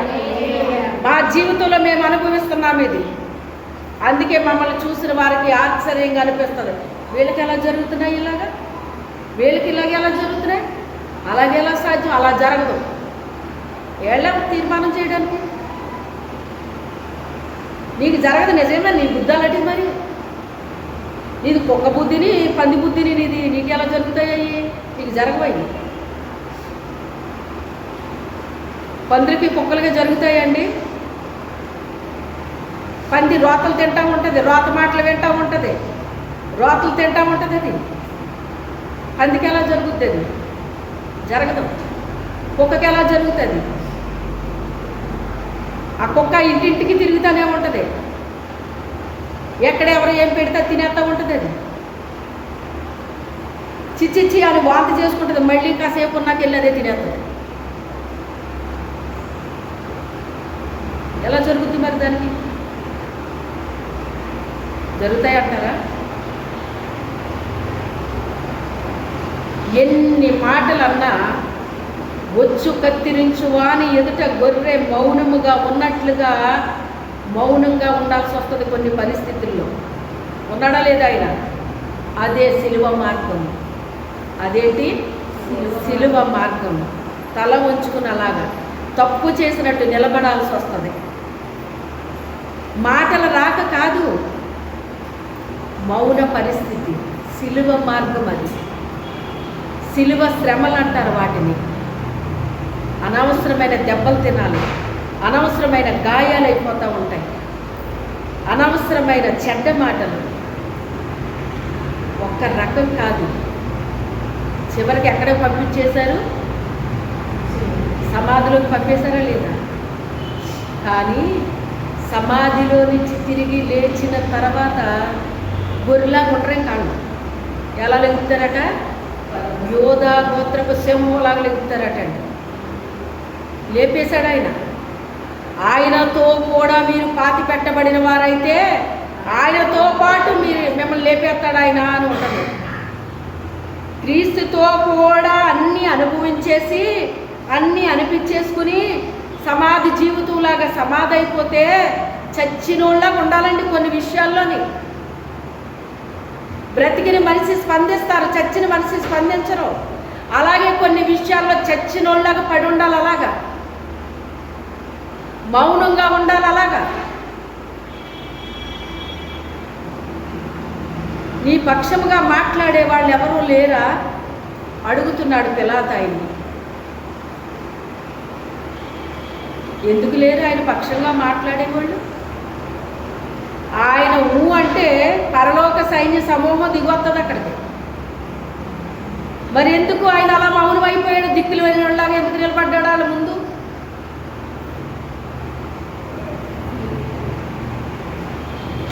అలా ఉండకపోతే నీకు నాకు ఏమి లేదు, రక్షణ లేదు, రక్షణ లేదు. అందుకే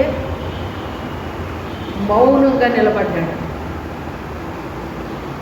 12 వ్యూహాలని పంపిస్తాడు నా దేవుడిని నేను అడిగితే అన్నాడు ఆయన. అన్నాడా లేదా?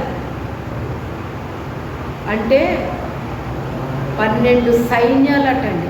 వ్యూహం అంటే సైన్యం అంటే కొన్ని వేలు ఉంటుందండి. సైన్యం అంటే ఎంత ఉంటుంది? కొన్ని వేలు ఉంటుంది. అలాంటి సైన్యాలు 12 సైన్యాలు పంపించగలడు నా దేవుడు.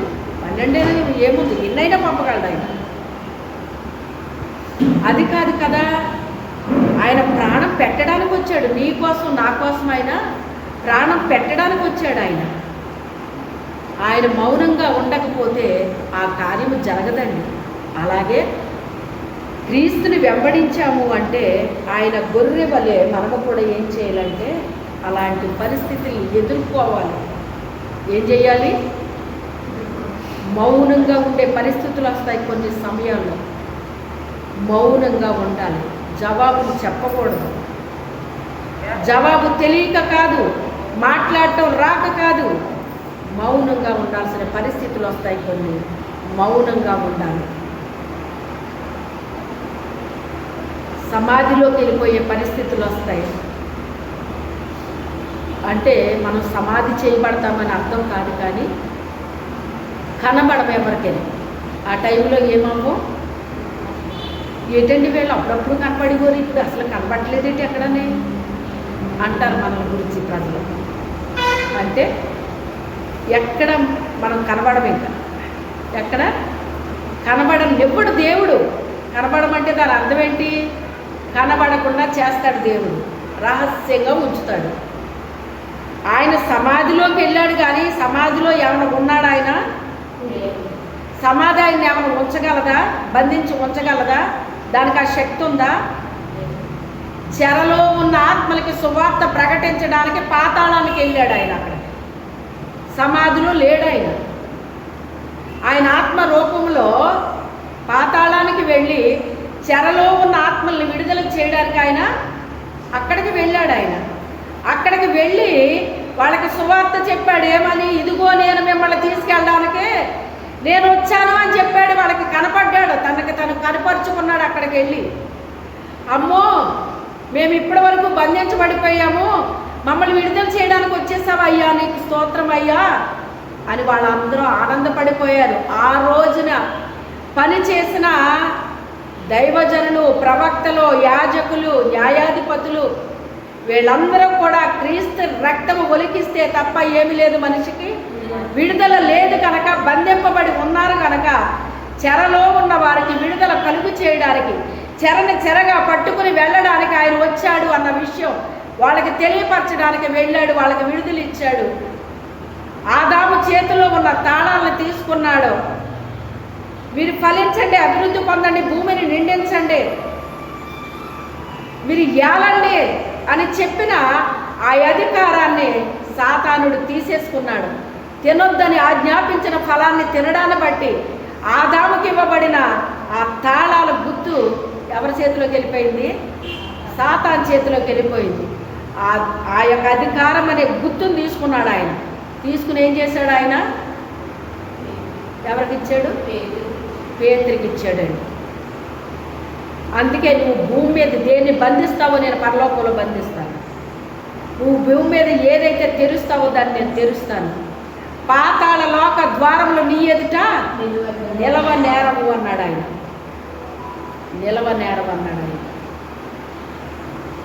ప్రభా ఇంకెంతకాలం కనిపెట్టాలయ్యా, నేను ఇంకెంతకాలం కనిపెట్టాలి, ఎంతకాలం నిరీక్షణ, ఇంకా నేను ఎంతకాలం నిరీక్షించమంటాం అని మొన్న సోమవారం నేను బాగా బాధపడి ప్రార్థన చేశానండి దేవుడికి.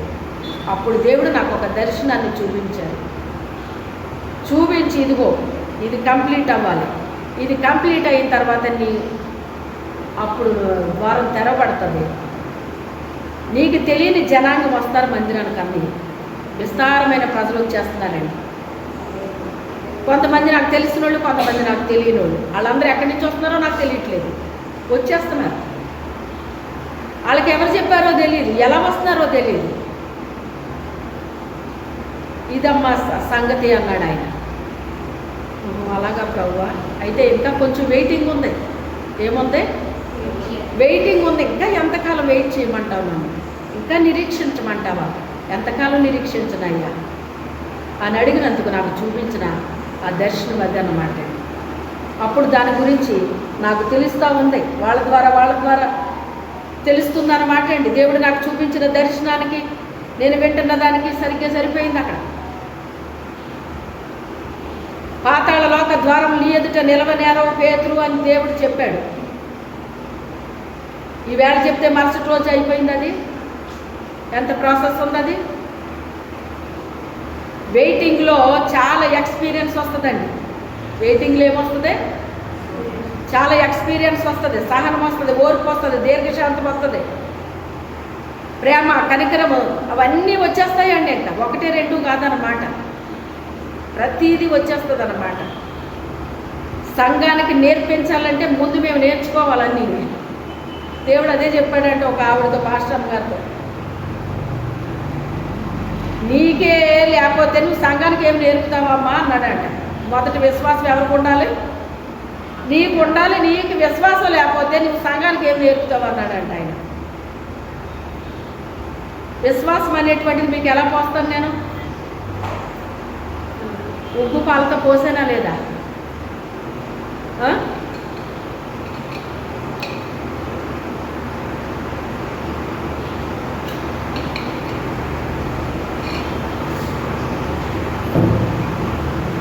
పరిశీలనగా తెలుసుకోవాలటండి. దేవుడి గురించి ఏం చేయాలట? పరిశీలనగా తెలుసుకోవాలటండి. అలా తెలుసుకుంటే ఏమవుతుంది నాకు చెప్పండి? అప్పుడు గట్టిగా చదువు. అతిశయించు, అతిశయింపవలెను. అది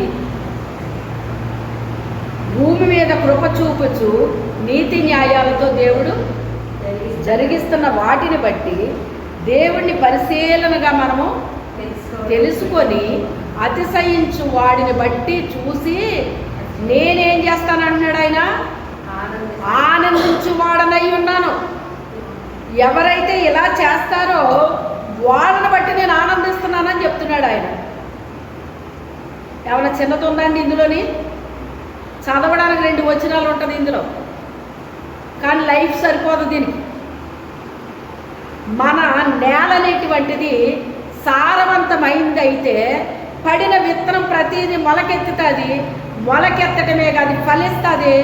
ఆ ఫలింపులో మన నేల సారాన్ని బట్టి అది 30 వంతులే ఫలించవచ్చు, 60 వంతులే ఫలించవచ్చు, 100% ఫలించవచ్చు.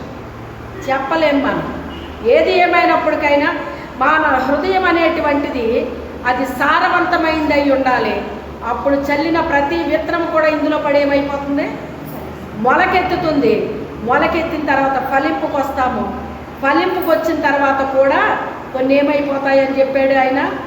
ఐహిక విచారాల వల్ల, ధనమోసం వల్ల అడిచివేయబడతాయి. పరిపక్వమైన ఫలాలు రావు, ఫలిస్తారు కానీ పరిపక్వత ఉండదు అని చెప్పాడు ఆయన. సారవంతమైన నేలలో నిరీక్షించాల్సి వస్తుంది వాళ్ళు బాగానే. ఎంత నిరీక్షించాలంటే వాళ్ళకి ఓపిక అయిపోద్ది. అప్పటికి ఏమైపోద్దంట, ఓపిక అయిపోద్ది. కానీ ఏమిస్తానన్నాడు ఆయన, శక్తిని ఇస్తానన్నాడు. వాళ్ళు ఫలించడానికి ఏమిస్తాడంట, ఓపికతో ఫలిస్తారు, శక్తిని ఇస్తాడంటే. యెహోవా కొరకు ఎదురు చూచువారు నూతన బలాన్ని పొందుకుంటారు, పక్షిరాజుల వల్ల రెక్కల చాపి పైకి ఎగిరిపోతారు అంటున్నాడండి. ఎవరు ఎగిరిపోతారంట, యెహోవా కొరకు ఎదురు చూడాలండి. ఎదురు చూసే అనుభవం ఉండాలి మనకి. పక్షిరాజుల లాగా అంటే కోడిలాగా, కుక్క, లేకపోతే ఏదో కాకిలాగా అని ఉపయోగించలేదు పదము. పక్షిరాజు అంటే అది జాతే వేరది. ఆ జాతి భూ సంబంధించిన వాటికి ఆకర్షింపబడదది. కోడి ఎంతసేపు భూమి మీదే తిరుగుతుంది. ఇంకా చెప్పాలంటే పెంట్ల మీదకి వెళ్తుంది, పెంట్ల మీద ఇవన్నీ తింటుంది. అది దరిద్రం అంతా. అది కోడి జాతి. ఒకళ్ళు అలాగా ఆనందపడిపోయేవారు అనమాట అండి. అప్పుడు దేవుడు ఏంటి ఎంత ఆనందపడిపోతున్నారు ఏంటి ప్రభు, ఏంటి సంగతి అంటే కోడమ్మ అన్నాడు దేవుడు. కోడి ఎక్కడి వరకు ఎగురుతుంది, చెట్టు మీద వరకు, ఇల్లు మీద వరకు, ఆకాశంలోకి ఎగురుతుందా? మరి పక్షిరాజుని చూసి నేను ఎగురుతున్నానంటే ఏమన్నా బాగుందా? అది అక్కడ పక్షిరాజుని కోడి ఒకటే, అది కోడమ్మ అన్నాడు దేవుడు. అయ్యి బాబోయ్, తక్కువ దానికే ఎక్కువ ఇది ఉంటుందంటండి. దేనికి? నిజమైన పక్షిరాజు అది అలా పోల్చుకోదటండి. ఏం చేస్తుంది అది? దాని సంగతి అదే చూసుకుంటూ ఉంటుందంట. నేను ఎందుచేత ఎగరలేకపోతున్నాను గల కారణం ఏంటని దానికి తానే ఆలోచించేసుకుని అది ఏం చేసింది, పోయి ఒక కొండ మీద కూర్చుందంటండి. అందరికీ దూరంగా వెళ్ళిపోయి కొండ మీద కూర్చుని దాని వెంట్రుకలన్నీ అదే పీకేసుకుందంట. ముక్కు తొడుమంతా కొట్టేసుకుందంట, బండకేసుకుని కొట్టేసుకుందంట, బలవంతంగా తొడుగు లాగేసిందంట, కాళ్ళనున్న గోర్లన్నీ పీకేసిందంటండి. ఎవరో చెయ్యక్కర్లేదండి, నీతి మంత్రులకి ఎవరు ఇంకొకరు వచ్చి చెయ్యక్కర్లేదు. వాళ్ళే చేసేసుకుంటారండి. ఎక్కడ వాళ్ళకి ప్రాబ్లం ఉందో వాళ్ళ ప్రాబ్లం వాళ్ళే ఏం చేసుకుంటున్నారో సరి చేసేసుకుంటుంది. అది సరి చేసేసుకుని తిరిగి ఏం సంతరించుకుందంట, నూతనమైన శక్తిని పొందుకుంది. ఎక్కడ పొందుకుంది? దేవుని తట్టు చూసిందంట. అది ఒళ్ళంతా రక్తశక్తమైపోయిందంటండి. ఎవరో దాన్ని గాయపరచలేదు. దానికదే ఆ పాత స్థితి అంతా కూడా ఏం చేసుకుంటే క్లీన్ చేసేసుకుందండి. పాతదంటూ ఏదో ఉంచుకోలేదు, ఇంకా మొత్తం అంతా క్లీన్ చేసేసుకుంది. దానికదే క్లీన్ చేసేసుకుందంట. దాని పిల్లలు తెచ్చి దానికి ఆహారం పెట్టినవి అంటండి. పిల్లలకి ఆహారం పెట్టింది మొదట ఇప్పుడు అది వేటకి వెళ్ళట్లేదు, పిల్లలు తెచ్చి ఏం చేసినాయి అంట, ఆహారం పెట్టినాయి అంటండి. ఆహారం పెట్టి కుదురుగా కూర్చోలేదంట, అది తినేసి ఏం చేసుకుంది, దాని స్థితిని అదే నూతనపరుచుకుందండి. దేవుని తట్టుకు చూసిందంట, ఎండలో ఆరబెట్టుకుందంటండి రెక్కల్ని. యావండి గాయాలు అయిపోయిన దాన్ని పట్టుకెళ్ళి ఎండలో ఆరబెడితే ఎలా ఉంటుందో చెప్పండి మీకు. మనకి ఎక్కడైనా గాయం అయ్యింది, దాన్ని తీసుకెళ్ళి ఎండలో ఎలా పెట్టామనుకోండి, ఎలా ఉంటుందండి అది, మండిపోదండి అది. అంటే ఎంత ఓర్చుకుందో మీరు ఒక్కసారి ఆలోచించండి. అది ఎందుకు ఓర్చుకుందో తెలుసా, అది వృద్ధాప్యం అనేటువంటిది వస్తుంటే దాన్ని స్వీకరించలేదటండి. అది నాకు వృద్ధాప్యం ఏంటి, నేను తిరిగి మళ్ళీ ఎగురుతాను, ఎప్పటి వరకు ఎగిరింది కాదు, ఇంకా నేను ఎత్తులకి ఎగరాలి అనేటువంటి ఒక పట్టుదల దానిలోకి వచ్చేసిందంటండి. స్వీకరించలేదంట. వృద్ధాప్యం అనేటువంటిది ఎవరైనా స్వీకరించాలి, తప్పదది. కానీ అది స్వీకరించలేదంట.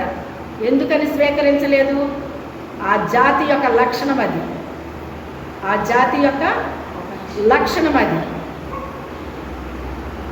దాని యొక్క రెక్కలు ఎప్పుడు బలం పొందుకుంటాయంటేనంటండి, అనేకమైన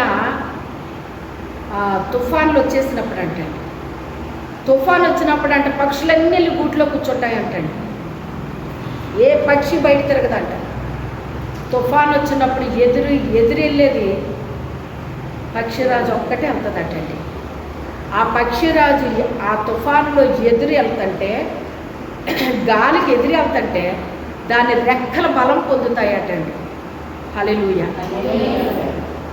అంటే ఎప్పుడైతే దేవుని కొరకు మనం ఎగురుతున్నామో అనేకమైన తుఫాను దెబ్బలు మనకేమొస్తాయి, ఎదురొస్తాయి. తుఫాను దెబ్బలు ఎదురొచ్చినాయి కదా అని మూలం కూర్చోదంటండి. అది వెనక్కి వెళ్ళిపోదట, ఇంట్లో కూర్చోదంటండి. అది ఏం చేస్తుందంట, తుఫాను వస్తే నన్ను ఏం చేస్తుంది అది అని ఎదురెళ్తుందంటండి. ఆ ఎదురు వెళ్ళే కొలది ఏమవుతుంది అంటే దానికి బలం వస్తుందండి. ఏమొస్తుంది, బలం వచ్చిందంటండి, శక్తి వచ్చిందంటండి. వాడబడిపోయింది. తర్వాత వృద్ధాప్యం వచ్చింది. వృద్ధాప్యాన్ని ఆహ్వానించలేదు. వృద్ధాప్యం వస్తే నన్నేం చేస్తుంది అది, నేను మూలం కూర్చోలేను. మరలా నాకు నూతనమైన స్థితి కావాలి నాకు అని వృద్ధాప్యాన్ని స్వీకరించకుండా నేను మరలా తిరిగి ఎగరాలి అంటే ఏం చేయాలని ఆలోచించింది. అది ఆలోచించి కొండ మీదకి పోయి కూర్చుని ఏకలన్నీ తీసుకుని, ముక్కుతోడు తీసుకుని, కాళ్ళగోర్లన్నీ తీసుకుని, గాయాలైపోయిన ఆ పక్షి వెళ్ళి ఎండలో రెక్కల చాపుకొని సూర్యుని తట్టు చూసిందంట.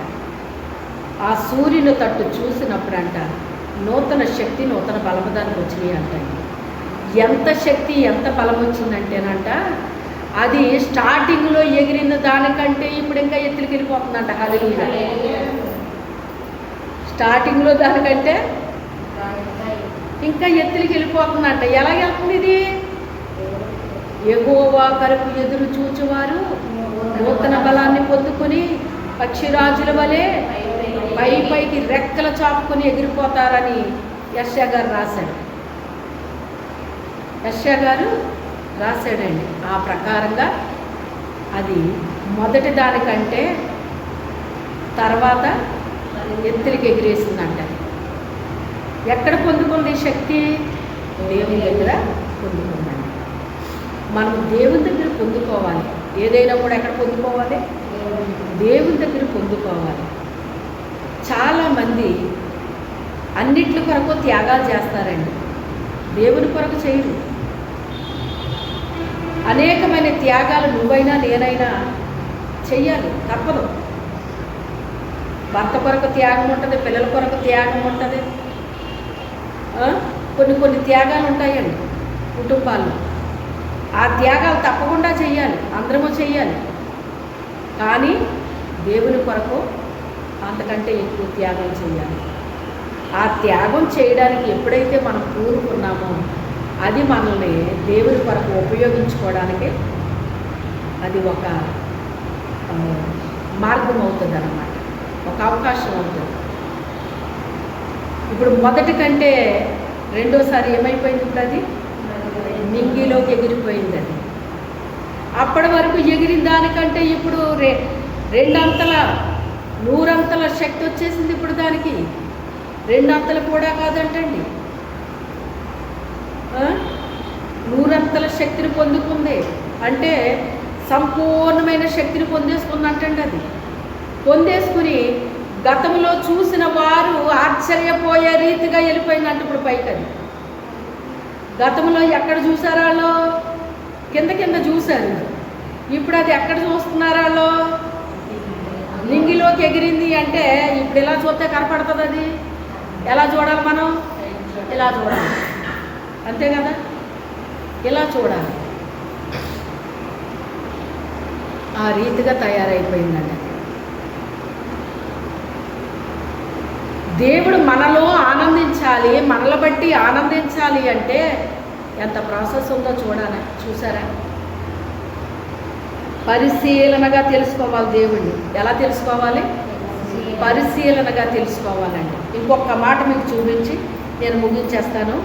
మీకా రాసిన గ్రంథము 6వ అధ్యాయం 6వ వచనం నుంచి టక్ చదవాలి. మీకా 6:6 నుంచి.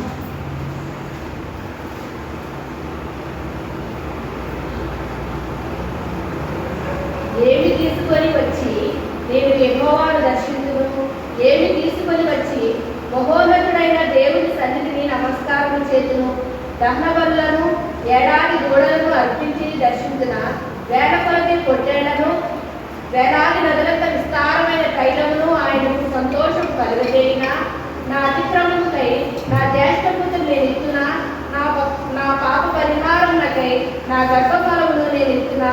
మనుష్యుడా, ఏది ఉత్తమమో అది నీకు తెలియజేయబడి ఉన్నది. న్యాయముగా నడుచుకుంటయు, కనికరమును ప్రేమించుటయు, దీన మనస్సు కలిగి మీ దేవుని ఎదుట ప్రవర్తించటయు, ఇంతే కదా యెహోవా నిన్ను అడుగుచున్నాడు. చాలండి. 7వ వచనంలో చూడండి. ఇలా చేస్తే సంతోషపడిపోతావా అని అడుగుతున్నాడు మనిషి. అవునా? ఏం చేస్తే సంతోషపడిపోతావు ప్రభువా? దహన బలులు అర్పిస్తే సంతోషపడిపోతావా? దూడలు అర్పించినా, వేల కొలది పొట్టేలు అర్పించినా, లేకపోతే విస్తారమైన తైలం నీకు ఇచ్చేనా అప్పుడు సంతోషపడతావా? అవన్నీ నీకు సంతోషాన్ని కలుగజేస్తాయా? ఒకవేళ నా జ్యేష్ఠపుత్రుడిని ఇచ్చేనా అని దేవుడిని అడిగాడటండి. అప్పుడు 8వ వచనంలో ఆయన అంటాడు కదా, మనుష్యుడా, ఏది ఉత్తమమో అది నీకు తెలియజేయబడి ఉన్నది. ఆల్రెడీ ఏం చేశాడట ఆయన? ఏది ఉత్తమమో చెప్పేశాడటండి. ఆయన చెప్పేస్తే ఏమీ తెలియనట్టు అడుగుతున్నాడటండి. ఏం చేస్తే నువ్వు సంతోషపడతావు ప్రభువా? నేనేం చేయను నీకు? దహన బలులు అర్పించినా, దూడలనేమన్నా, లేకపోతే మేకలనేమన్నా, గొర్రెలనేమన్నా, తైలమునేమన్నా, లేకపోతే నా మొదట కొడుకుని ఇచ్చేయమంటావా?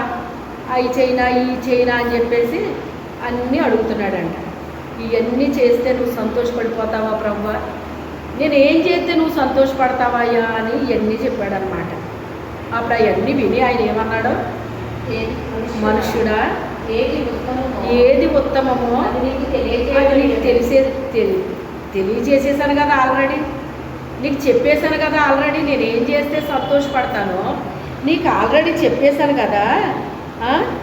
న్యాయముగా నడుచుకో, కనికరాన్ని ప్రేమించు, దేన మనసు కలిగి నీ దేవుని ఎదుట ప్రవర్తించు, ఇంతే కదా యెహోవా నిన్ను అడుగుచున్నాడు అన్నాడు. ఏం చెయ్యాలంటండి? మనం న్యాయంగా నడుచుకోవాలటండి, కనికరాన్ని ప్రేమించాలటండి, దేన మనసు కలిగి దేవుని ఎదుట ప్రవర్తించాలటండి.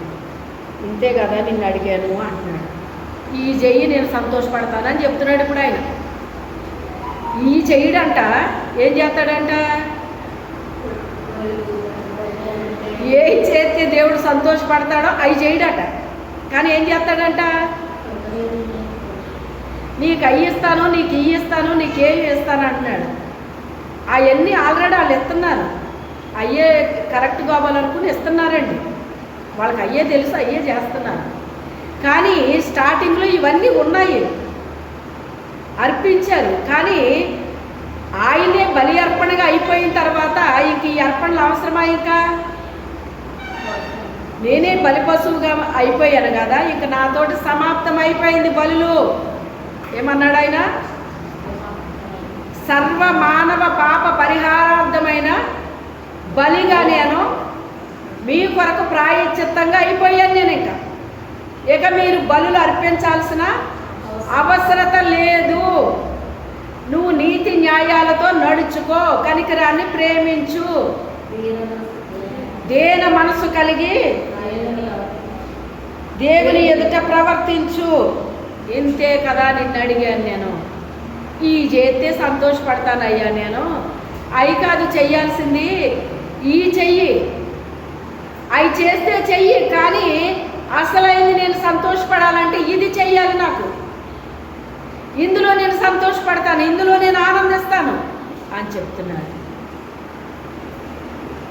అయితే ఇది మనకు అర్థమైతే కదండి,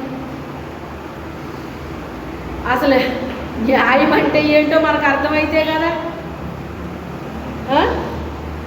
న్యాయం అంటే ఏంటో మనకు అర్థం అవ్వాలి, న్యాయంగా నడుచుకోవడం అంటే ఏంటో అర్థం అవ్వాలి, కనికరాన్ని ప్రేమించడం అంటే ఏంటో అర్థం అవ్వాలి, అంటే ఏంటో అర్థం అవ్వాలి. చూడండి, దేవుని తోటలో పనిచేయడానికి కొంతమందిని పిలిచాడట. నా తోటలో పనిచేద్దరు కానీ రండి అని పిలిచాడట. అయితే మాకు ఒక దేనారం కావాలి, ఒక దేనారం ఇస్తావా అన్నాడంట. ఇస్తాను రండి అన్నాడు. 6 గంటలకు పిలిచాడు, 6 గంటలకు వచ్చేసారు. ద్రాక్ష తోటలో పనిచేస్తున్నారు. మళ్ళీ 9 గంటలకు వెళ్ళాడు. వాళ్ళని పిలిస్తే వాళ్ళు కూడా వచ్చారు, తోటలో పనిచేస్తున్నారు. 12 గంటలకు వెళ్ళాడు, అప్పుడు కూడా ఒక బ్యాచ్ పిలిస్తే వచ్చారు, పనిచేస్తున్నారు. మళ్ళీ 3 గంటలకు వెళ్ళాడు, మళ్ళీ 5 గంటలకు వెళ్ళాడు. మొత్తం 6 గంటలు మొదలుకొని 5 గంటల వరకు పిలిచిన వాళ్ళందరూ వచ్చి పనిచేస్తున్నారు.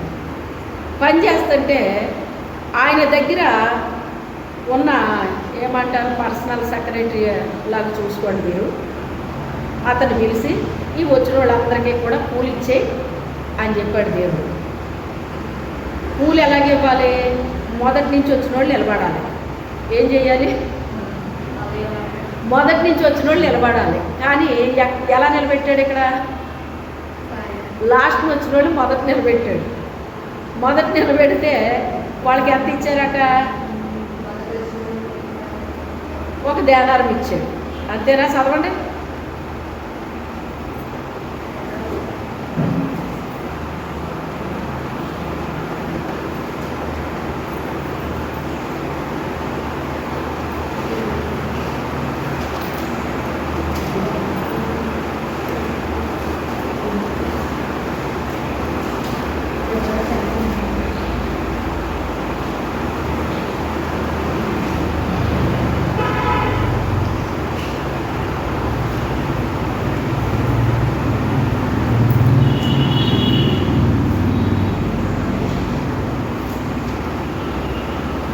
దొరికిందా మీకు?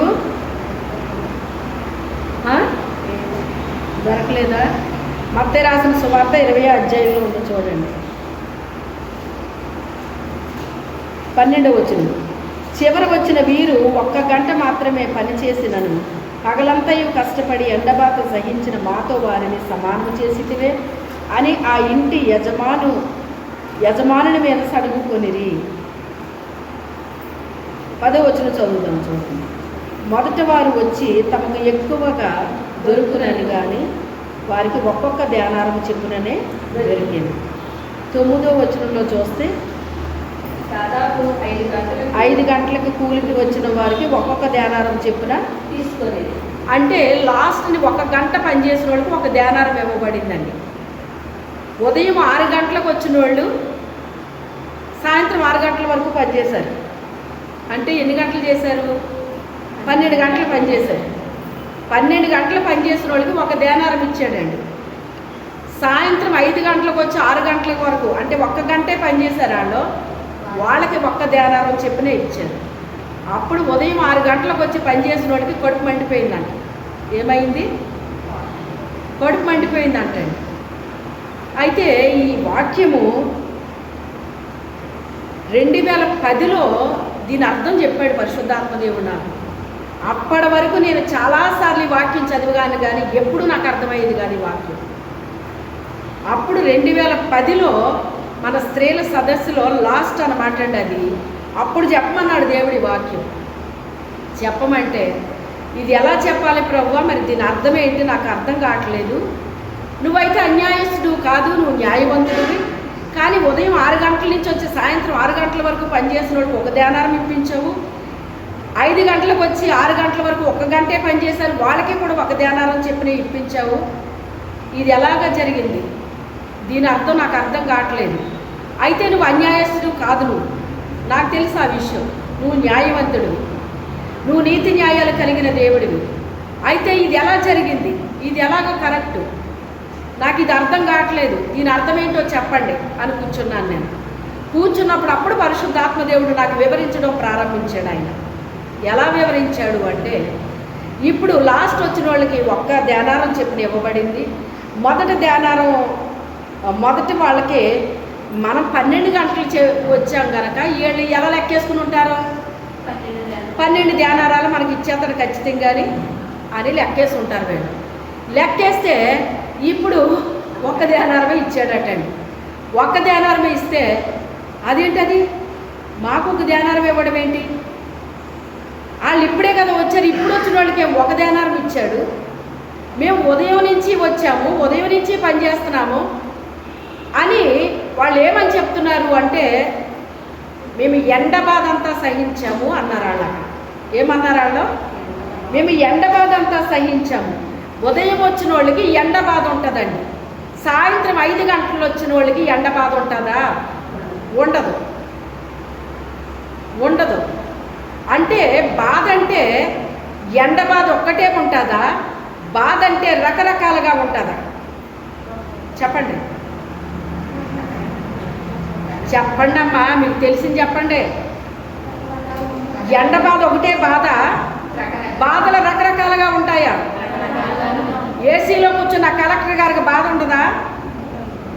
ఉంటుందా? ఉండదా? ఎండలో పనిచేసేవాడికి మెంటల్ టెన్షన్ ఉండదు, చేతులు మాత్రమే పనిచేస్తాయి. అవునా కాదా? ఏసీలో కూర్చున్న కలెక్టర్కి ఎక్కడ ఉంటుంది టెన్షను? ఎక్కడ ఉంటుంది టెన్షను? ఏసీలోనే కూర్చుంటాడు ఆయన. కానీ చెమటలు పడతాయా? పట్టవా అతనికి? ఎందుకు పడుతున్నాయి? ఏసీలో ఎందుకు పడుతున్నాయి? హాయిగా తిని కూర్చోవచ్చు కదా. ఆయన్ని అడిగేవాడు ఎవడున్నాడు?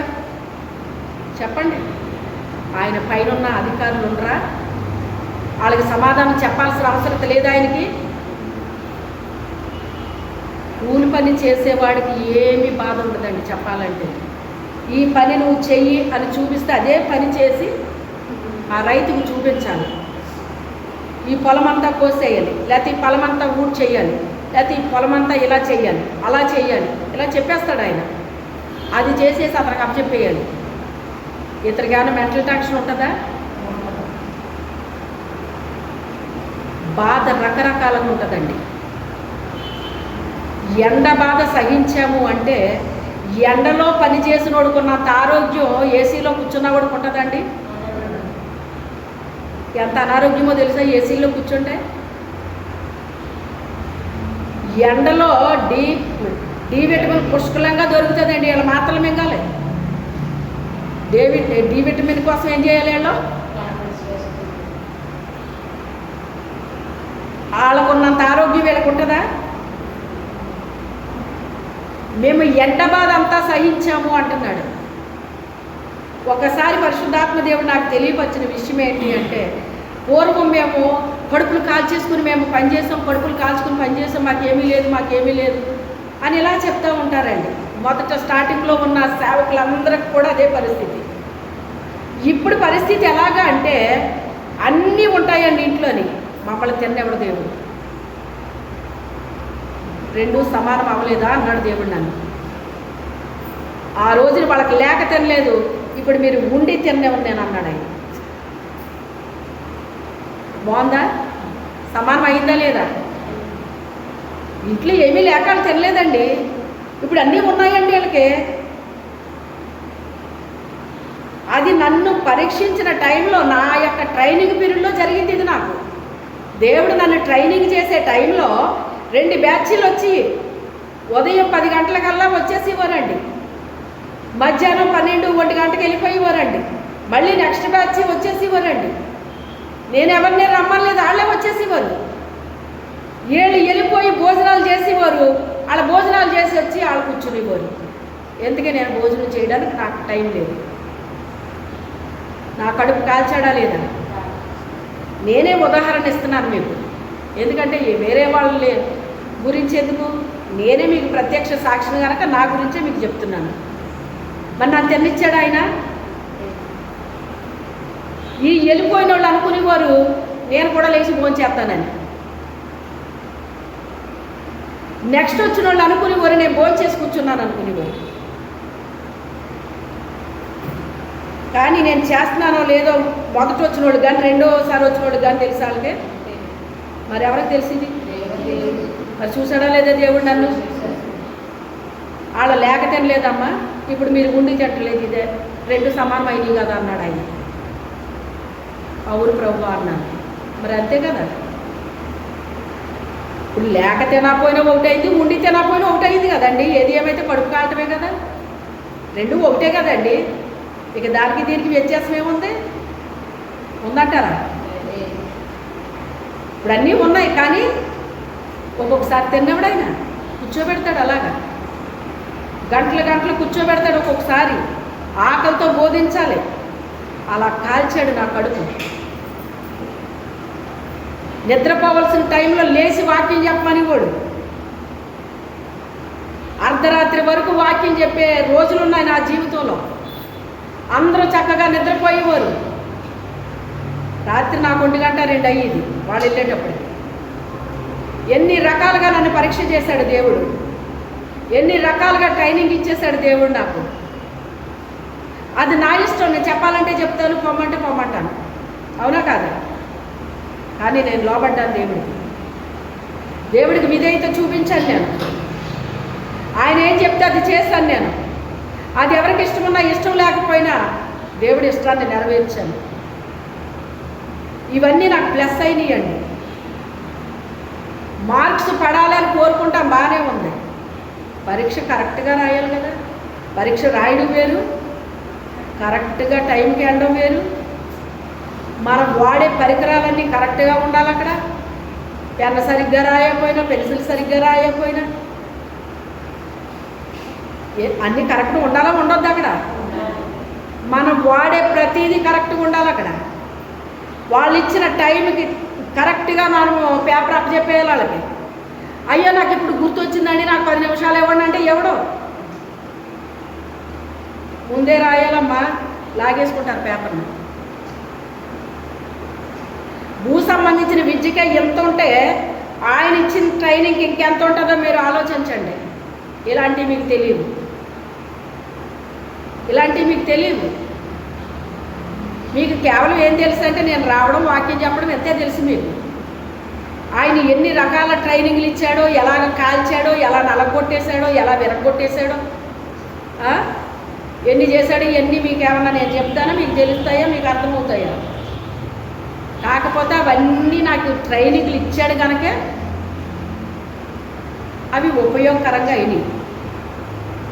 ఇది నేను ట్రైనింగ్ అయితే తెలిసిన వాక్యం కాదు, పరిశుద్ధాత్ముడు బోధిస్తే తెలిసిన వాక్యాలు ఇవన్నీ. నాకు ట్రైనింగుల్లో చెప్పరు ఇవన్నీ. మీకు ట్రైనింగ్లో చెప్పే విషయాలు వేరుగా ఉంటాయండి. ఓ పాస్టర్ గారు అన్నాడంట, ఖర్జూరపు గెల్లంటే ఎంతంత ఉంటాయో మీకు తెలుసా? ఎంత పొడవు ఉంటుంది, అప్పుడు మనుషులు ఎంత ఉంటారో తెలుసా, ఎంత ఉండేవారు, ఇలాగా అని చెప్పాడట. అయ్యబాబు ఎంత మర్మం చెప్పేశాడో, అది మర్మం అంటది. ఆ గెల ఎంత ఉంటాయి ఎందుకు ఇప్పుడు వీళ్ళకి? అది ఏమన్నా ఉపయోగమా వీళ్ళకి? నీకు ఉపయోగకరమైంది చెప్పాలి. పరిశుద్ధాత్మ దేవుడు మనకేం చెప్తాడు? ఆయన మనకి ఉపయోగకరమైనవి చెప్తాడు విషయాలు. మనకి ట్రైనింగుల్లో చెప్పేవి మరి అలా ఉంటాయి. అవి ట్రైనింగుల్లో చెప్పే పరలోకానికి చేర్చవు అన్నీని. కొన్ని ట్రైనింగులు మాత్రమే ఉపయోగపడతాయి. ఆ ట్రైనింగ్ కూడా అది ఆత్మానుసరమైన ట్రైనింగ్ అయితేనే వాళ్ళు ఆ విషయాలు చెప్పగలుగుతారు, లేకపోతే అవి కూడా చెప్పలేరు. ట్రైనింగ్ ఇచ్చిన వాళ్ళకే తెలియనప్పుడు నేర్చుకున్న వాళ్ళకి ఏం తెలుస్తుంది? ఇంకా వ్యక్తిగతంగా దేవుడు నేర్పిస్తే ఆ పాఠాలు వేరుగా ఉంటాయండి. వ్యక్తిగతంగా నేర్చుకోవాలి దేవుడి దగ్గర.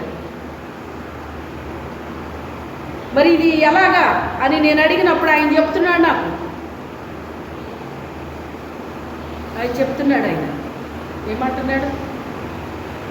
ఎండ బాధ అంతా మేము సహించాము, వాళ్ళకి మాకు సమానంగా ఇచ్చావేంటి అని అడిగినప్పుడు ఆయన ఒక మాట అన్నాడు. చదువమ్మా మాట.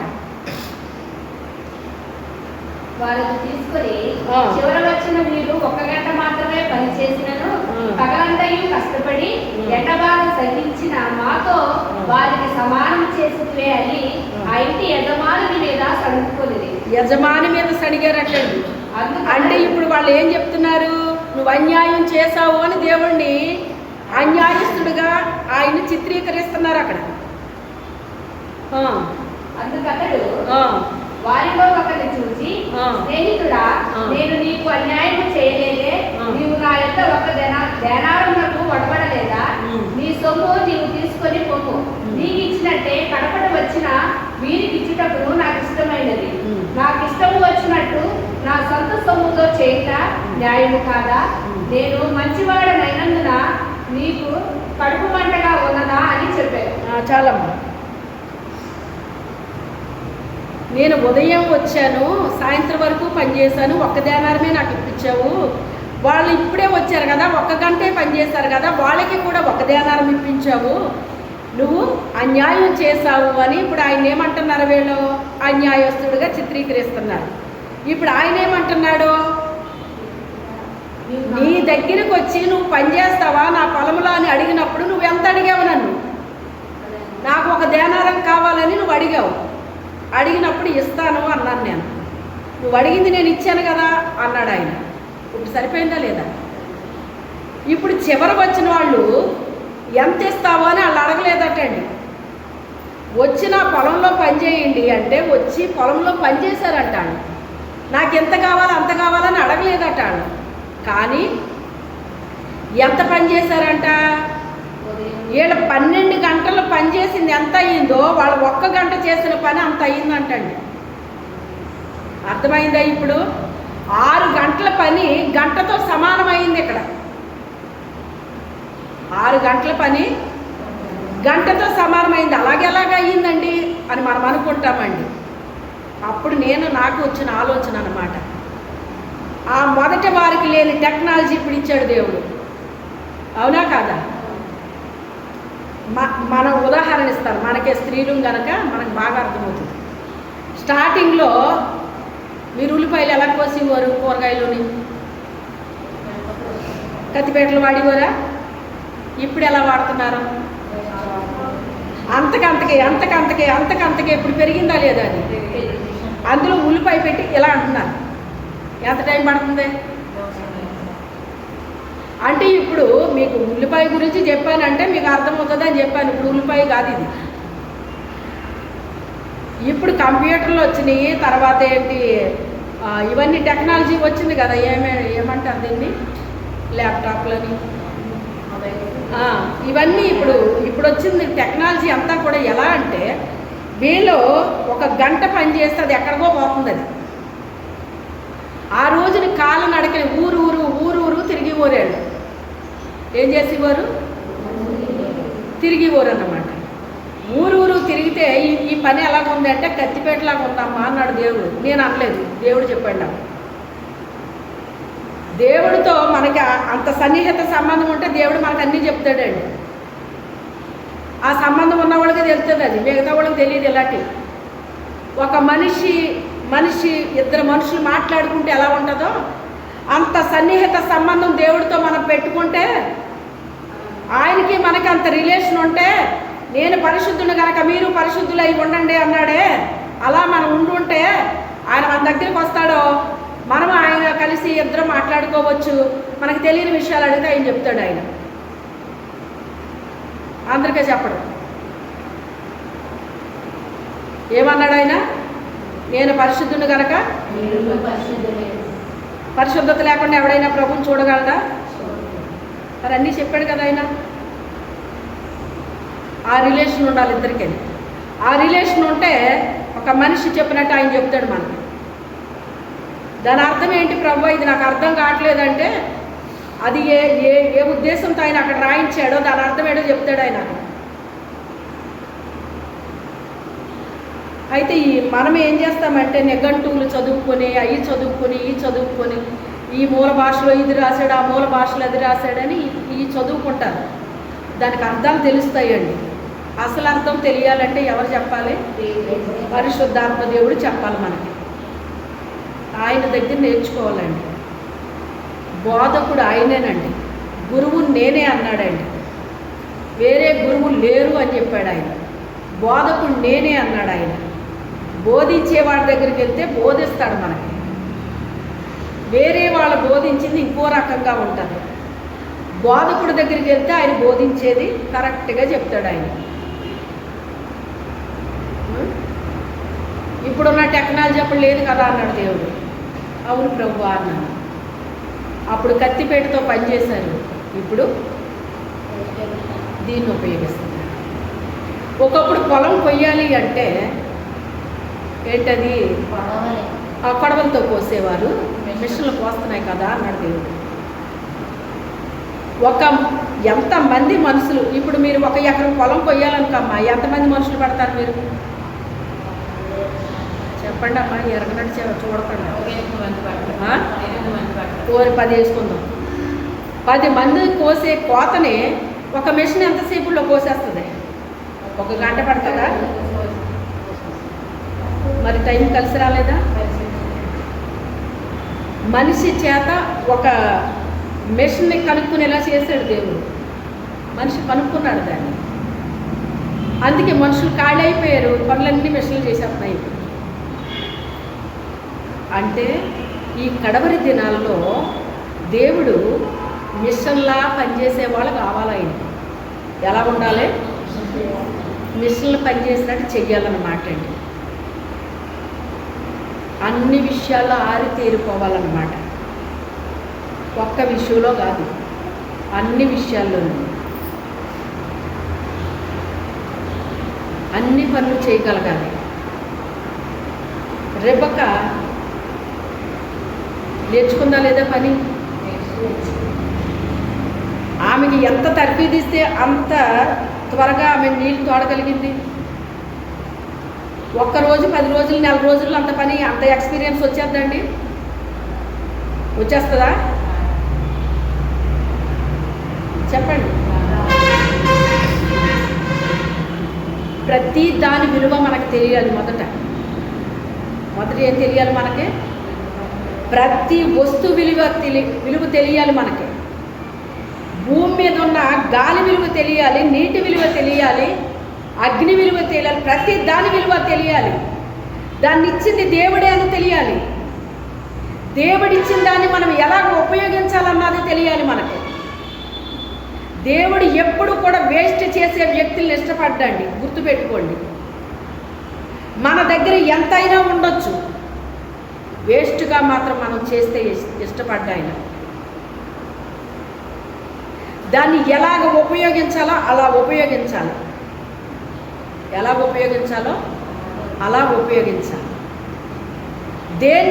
దేనికి ఉపయోగించాలో ఆ రీతిగా మనం ఉపయోగించాలి. ఏ విషయంలో కూడా వేస్ట్ అనేటువంటిది దేవుడికి ఇష్టం ఉండదండి. అలా అయ్యుంటే కనుక 5 రొట్టెలు 2 చేపలు పంచిపెట్టగా 12 గంపలు మిగిలినవి మీరు పోగు చేయండి అని చెప్పడం, వాళ్ళకి స్పెషల్గా రొట్టెలు తయారు చేసి అన్ని ముక్కలు అన్ని వేల మందికి పంచిపెట్టినప్పుడు రొట్టెలు చేయలేడు ఆయన? మరి చేశాడు ఆయన? పోగు చేయమన్నాడు ఆయన. ఒక పాశ్రమ గురించి ఒక వ్యక్తి చెప్పారు. ఒకళ్ళ ఇంట్లో అద్దెకుండేవారంట ఆవిడ. ఆ పాశ్రమ గారు తండ్రి వాళ్ళు చాలా పేదవాళ్ళు అనమాట. పేదవాళ్ళు అయితే ఆ తండ్రి ఎవరికో కోళ్ళు ఉంటే ఆ కోళ్ళు దగ్గర మేత వేయడానికి వాటికి వీటికి ఇలా పనిచేసి ఇవ్వడటండి అతను. పని చేస్తే కూలి వచ్చేది, ఆ కూలితో వాళ్ళకి 4-5 పిల్లలు కావాలా, పిల్లలు పెంచుకునేవాడు. ఇది వాళ్ళ పరిస్థితి. అయితే వాళ్ళ పిల్లలు పెంచలేక హాస్టల్లో పెట్టుకున్నారు. హాస్టల్లో పెరిగారు, వాళ్ళు పెళ్ళిళ్ళు చేసుకున్నారు, కాపురాలు చేసుకుంటున్నారు. ఇప్పుడు పాస్టరమ్మ అయింది. పాస్టరమ్మ అయిన తర్వాత మరి దేవుని పని చేస్తుంటే దేవుడు దీవిస్తాడు కదా, దీవిస్తున్నాడు, ఆశీర్వాదిస్తున్నాడు. ఒక పుచ్చకాయ కొయ్యటం అంటండి. ఆ పుచ్చకాయ వాళ్ళ తిన్నన్ని తినేసి మిగిలిన అలా పెంట మీద అలా పారబోసిందంట. ఆ ఇంటికి అలా వాళ్ళు చూసి వాళ్ళు జాగ్రత్త అయిన వాళ్ళ దేవుడు పెట్టలే. వాళ్ళు ఒకసారి నా దగ్గరికి వచ్చారన్నమాట, ఆ తల్లి కూతురుని వచ్చి, ఏంటమ్మా ఈవిడ ఎలాంటి పనులు చేస్తుంది ఏంటి అని. ఎందుకంటే ఆ పాస్టరమ్మ గారు ఏ స్థితిలో నుంచి వచ్చిందో నాకు చెప్పారు. మీరు గమనించండి, ఆమె పుట్టిన తల్లిదండ్రులు కానీ వాళ్ళు ఆ ఆహారం విలువ తెలియచెప్పాలి వాళ్ళు. మా అమ్మమ్మ ఏం చెప్పేదంటే, రైతు కష్టపడితే ఈ ప్లేట్లో భోజనం వస్తుంది మనకి. రైతులు ఎండలో కష్టపడి పని చేయాలి. వాళ్ళ కష్టపడి పని చేస్తే ఈ రోజున మనం ప్లేట్లో భోజనం తింటున్నాం. మెతుకులు ప్లేట్ పక్కన ఒలిగితే ఊరుకునేది కదా ఆవిడ. ఎంత కష్టపడితే మనకి భోజనం వస్తుంది ప్లేట్లోకి, జాగ్రత్తగా తినండి అని చెప్పేసి అనేది అనమాట. అంటే ఆహారం యొక్క విలువలు నేర్పించింది ఆవిడ. వీళ్ళ తల్లిదండ్రులు ఆహార విలువలు నేర్పించలేదు ఆమెకి. లేనప్పుడు లేని స్థితి తెలుసు ఆవిడికి, ఉన్నప్పుడు దాని విలువ తెలియదు. ఏం చేస్తుంది ఇప్పుడు? పడేస్తుంది అనమాట. అన్నం మిగిలితే పడేయటం, ఏ అన్నం తినగా మిగిలితే పడేయటం, ఏ పడితే అవి పడేయటం. ఏంటమ్మా ఈ పాస్టరమ్మ గారు ఇలా చేస్తుంది, ఇలా పడేస్తుంది ఏంటి? మాకు చాలా బాధ అనిపిస్తుంది. పోనీ ఆ ఫ్రిడ్జ్లో పెట్టుకోవచ్చు కదా, ఆ ఫ్రిడ్జ్లో పెట్టుకుని తర్వాత అయినా తినొచ్చు కదా, లేకపోతే ఎవరికైనా పెట్టవచ్చు కదా అని చెప్పేసి బాధపడి కూడా. నేను ఎందుకు చెప్తున్నాను ఈ విషయం అంటే, తల్లిదండ్రులు ఎప్పుడు కూడా విలువలు నేర్పించాలి పిల్లలకి. డబ్బు విషయంలో విలువ నేర్పించాలి, తినే ఆహార విషయంలో నేర్పించాలి, ప్రతి విషయంలో కూడా విలువ నేర్పించాలి. ఇది దేవుడికి ఇష్టం. అది నేను తీసుకొచ్చే పాయింట్ ఇక్కడ. ఎవరి గురించో మీకు చెప్పి ఏదో చెప్పాలని కాదు ఇక్కడ నేను చెప్తుంటా. తల్లిదండ్రులు ఏం చేయాలి? విలువలు నేర్పించాలి. రూపాయే కదా, 10 రూపాయలే కదా అని ఒక పక్కన పడేసేలా ఉండకూడదు. ఏం చేయాలి? ఆ రూపాయి 10 రూపాయలు అవుతుంది. ఆ 10 రూపాయలు 100 రూపాయలు అవుతుంది. ఆ 100 రూపాయలు 1000 రూపాయలు అవుతుంది కాదా?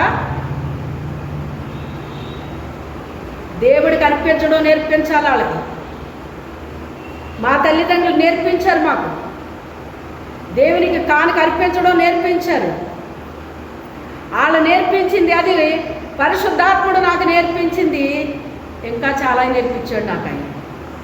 తల్లిదండ్రుల నుంచి నేర్చుకున్నాయి కొన్ని, అయితే పరిశుద్ధాత్మ దేవుడు నాకు నేర్పించిన చాలా విషయాలు నేర్పించాడు నాకు ఆయన. ఆశీర్వాదాలు ఎలా వస్తాయి మనకి? మనము చేయాల్సింది చేస్తే దేవుడు చేయాల్సింది దేవుడు చేస్తాడు. మనము దేవునికి ఇష్టకరంగా జీవిస్తే దేవుడు కూడా మనకి కూడా అలాగే చేస్తాడు ఆయన. ఏంటోనండి, దేవుడికి నా మీద దయ లేదండి. దేవుడి దయ ఎవరి మీదకి వస్తుందంటేనంట, వినయ మనస్సు కలిగిన వారి మీదకి వస్తుందంటండి. నేను వాక్యం చదువుతుంటే నాకు ఆ మాట చాలా ఆశ్చర్యం అనిపించింది. ఒక్కొక్క మాట నాకు చాలా ఆనందం వేస్తుంది అన్నమాట. వినయ మనస్సు కలవారి వద్ద నేను నివాసం చేస్తానని చెప్పాడు ఆయన. చెప్పాడా లేదా? మరి దేవునికి నివాస స్థలముగా ఉందా నీ హృదయం? నీ శరీరము దేవునికి ఆలయంగా నువ్వు ఉంచావా? నీ శరీరము దేవునికి పరిశుద్ధమైన ఆలయం అని నీకు తెలుసు? అసలు నీకు పరిశుద్ధమైన ఆలయం అని తెలిస్తే నీ శరీరాన్ని ఎలా కాపాడుతావు? నువ్వు దాన్ని పరిశుద్ధంగా కాపాడుతావు. దాన్ని దాన్ని పనికి మాలిన శరీరంగా నువ్వు వాడుకోవు. అది పనికి మాలిన దానిగా నువ్వు వాడుతున్నావంటే నీకు ఆ ఆలోచన ఇచ్చింది ఎవరో తెలుసా? సైతాన్ ఇస్తాడు. మన శరీరము దేవునికి ఆలయముగా ఉండాలని దేవుడు కోరుకుంటుంటే సైతాన్ ఏం చేస్తాడంటే మనము దేవునికి ఆలయాలుగా ఉండకూడదు, నేను మీలో ఉంటాను, నువ్వు ఇలా చెయ్యి అలా చెయ్యి ఇలా చెయ్యి అని ఆడు నేర్పిస్తాడనమాట. దేవుడు చెప్పని విషయాలన్నీ నేర్పించేది సైతాను, దేవుడు నేర్పించడు. దేవుని ఆత్మ అన్ని మంచి విషయాలు మనకు నేర్పిస్తాడు ఆయన. మంచి అలవాట్లు మనకు నేర్పిస్తాడు ఆయన. మంచి బుద్ధులు మనకు నేర్పిస్తాడు ఆయన. మంచి గుణాన్ని మనకి ఇస్తాడు ఆయన. అయ్యయ్యో దైవజనుడా, దాని గుణమెరగక వీటితో కలిపాను, కూరంతా విషమైపోయింది. కొంతమందిని తీసుకొచ్చి మనము అందులో కలిపాము అంటే మొత్తం అందరినీ పాడు చేసేస్తారండి. తెలుసా మీకు? నువ్వు ఉన్న చోట మొత్తం అంతా పాడైపోతుందా? నువ్వు ఉన్న చోట మొత్తం అంతా బాగవుతుందా? దేవునికి నిలయముగా మనం ఉండాలి. వినయ మనసు మనలో ఉంటే దేవుడు మనలో ఏముంటాడంట? నివాసం ఉంటాడట. దీన మనసు కలిగి మనం ఉంటేనంట దేవుని దయ మన మీదకి వస్తుందటండి. ఎస్తేరుని చూచినప్పుడు ఆ రాజు యొక్క దయ వచ్చిందా లేదా ఆవిడ మీదకి? రాజు దగ్గర ఉన్న వాళ్ళకి దయ వచ్చింది, రాజు దయ కూడా వచ్చింది ఆమె మీదకి. ఎందుకు వచ్చింది దయ? ప్రభువా నా మీద దయ చూపించయ్యా, నువ్వు అడగవసరం లేదు. నా మొహం చూస్తే నీకు దయ రావట్లేదయ్యా, నువ్వు అడగవసరం లేదు. ఆయన దయ వస్తుంది నీ మీదకి. ఆయన దయ నీ మీదకి వచ్చినప్పుడు నీకెక్కడ ఏది ఎలా జరగాల అవన్నీ ఆయన జరిగించేస్తాడు. ఎవరి దయని కోరుకోని అవసరం లేదు. ఆయన దయ మనకుంటే అందరూ మన మీద దయ చూపించేటట్టుగా దేవుడు చేస్తాడండి. అప్పుడు ఆయన ఏమన్నాడండి? నీకు అన్యాయం ఏమీ చేయలేదు కదా, నేను నీకు నువ్వు ఎంత అడిగావు అంత ఇచ్చాను నేను. నువ్వు ఒక ధ్యానారం కావాలన్నావు, ధ్యానారం ఇచ్చాను నేను. నువ్వు అడిగింది నేను ఇచ్చాను కదా, వాళ్ళ సంగతి నీకెందుకు? ఇతను ఎంతవరకు చేశాడో అతను అంతవరకు చేశాడట అండి. ఎంతలోని? గంటలోని. అప్పుడు పరిశుద్ధాత్మ దేవుడు నాకు తెలియచేసిన విషయం ఏంటో చెప్పనా? 12 గంటలు కూడా చేసినట్టు నటించారటండి వాళ్ళు. కొంతమంది పని చేసినట్టు నటిస్తారటండి, కొంతమంది నిజముగా పని చేస్తారట. దేవుడు ఎవరిని ఇష్టపడతారు ఇప్పుడు? అది ఏం చేయాలి? నిజముగా మనం పని చేయాలి. మనం అనుకుంటాము దేవుడు అన్నీ చూస్తాడేంటి అనుకుంటాం. మనం ప్రతిదాన్ని చూస్తాడు సుమా. ఇంకా మనిషి ఒకడు చూస్తాడు, ఒకడు చూడడం. కానీ దేవుడు మనం కూర్చోవడం, మనం లేవడం, మనం పడుకోవడం, మనం మాట్లాడడం, ప్రతి దాన్ని చూస్తాడట దేవుడు మనల్ని. ప్రతి దాన్ని పరీక్షిస్తాడు. దాన్ని బట్టే ఉంటుంది మనకంతా. ఏవి పట్టించుకోడు దేవుడు అనుకుంటారు. దేవుడు చాలామంది ఇది చూడు ప్రభువా అంటారు, ఇంకోటి చూడొద్దు అంటారు. ఇది చూడు ప్రభువా అంటారు, ఇంకోటి చూడొద్దు అంటారు. నువ్వు చూడమన్నదే చూస్తాడు ఆయన, నువ్వు చూడొద్దు అన్నదే చూస్తాడు ఆయన. ఇది చూసింది దేవుడు అది చూడ్డా? అన్నీ చూస్తాడు ఆయన. కాకపోతే మనం ఏమనుకుంటామంటే ఒకటే చూస్తున్నాడు, మనం మంచిగా చేసిందే చూస్తున్నాడు అనుకుంటారు మనుషులు. నువ్వు మంచిది చేసినా చూస్తాడు ఆయన, నువ్వు చెడుది చేసినా చూస్తాడు. అవునా కాదా? ఏది చేసినా చూస్తాడు ఆయన. ఆయనకు మరుగైంది ఏమన్నా ఉందా? యథార్థవంతులు బలపరచడానికి దేవుని యొక్క కనుదృష్టి లోకమంతటా సంచారం చేస్తుందంట. ఎవరిని బలపరచడానికి? యథార్థవంతులు బలపరచడానికి. ఎవరు యథార్థంగా జీవిస్తున్నారా నా కొరకు? ఎవరు యథార్థంగా ప్రవర్తిస్తున్నారా? ఆయన లోకమంతటా ఆయన కన్ను సంచారం చేసి యథార్థవంతులను చూసినప్పుడు అంట వాళ్ళని ఏం చేస్తున్నాడంట? ఆయన బలపరుస్తున్నాడటండి. బలపరుస్తున్నాడట. మనిషి బలపరచడం వేరు, దేవుడు బలపరచడం వేరు. మనం ఏం చేస్తామంటే బలం కోసం చాలా తింటాం, తాగుతామండి. ఎంతసేపు వస్తుంది బలం? అది చిన్నప్పుడు వచ్చేస్తుంది, మళ్ళీ కాసేపు పోతుంది. కానీ దేవుని బలం అలాగుండదండి. ఆయన బలం వేరుగా ఉంటుంది, ఆయన శక్తి వేరుగా ఉంటుంది. ఆయన మనల్ని బలపరిచాడు అంటే ఇంకెలాగ అలాగ ఉండదండి అది.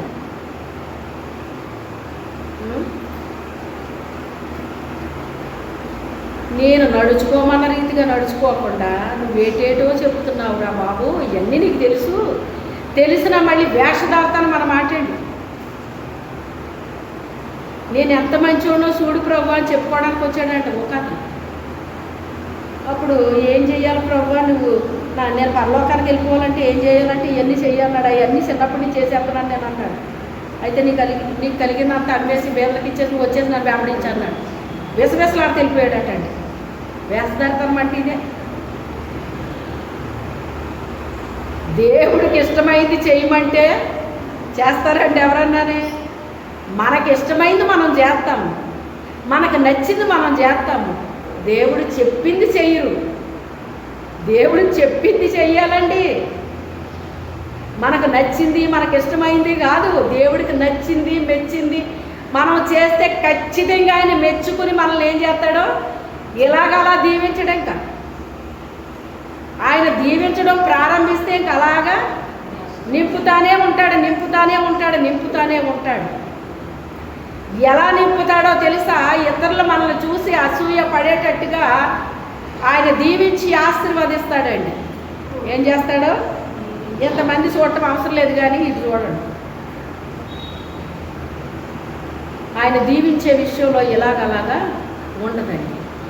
నన్ను దీవించు ప్రభువా, నన్ను ఆశీర్వదించు ప్రభువా అని మనం ప్రార్థన చేయవసరం లేదు. దీవించే పనులు ఆశీర్వదించే పనులు చేస్తే ఆటోమేటిక్గా ఆయన దీవిస్తాడు. మనం దీవించమని ప్రార్థన చేయక్కర్లేదు, ఉపవాసాలు ఉండక్కర్లేదు, ఏడవక్కర్లేదు, ఏమి చేయక్కర్లేదు. ఆటోమేటిక్గా అయ్యే వచ్చేస్తాయి మన మీద, ఆటోమేటిక్గా అయ్యే వచ్చేస్తాయండి. నా సొమ్ము నా ఇష్టం, నాకు ఇవ్వాలనిపించింది ఇచ్చాను, నువ్వెందుకు అలా కడుపు మండిపోతుంది నీకు? నేను మంచివాడని కనుక నీ కడుపు మండుతుందా అన్నాడు ఆయన. ఏమన్నాడు ఆయన?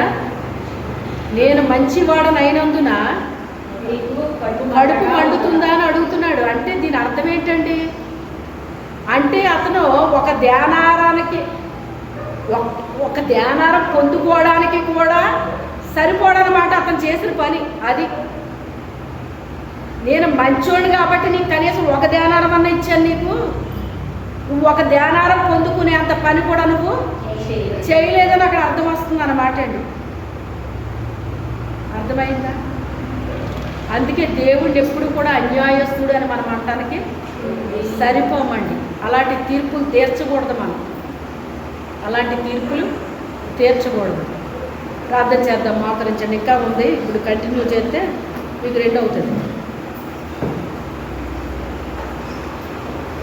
మీలో ప్రేరేపించబడిన వాళ్ళకు ప్రార్థన చేయండి.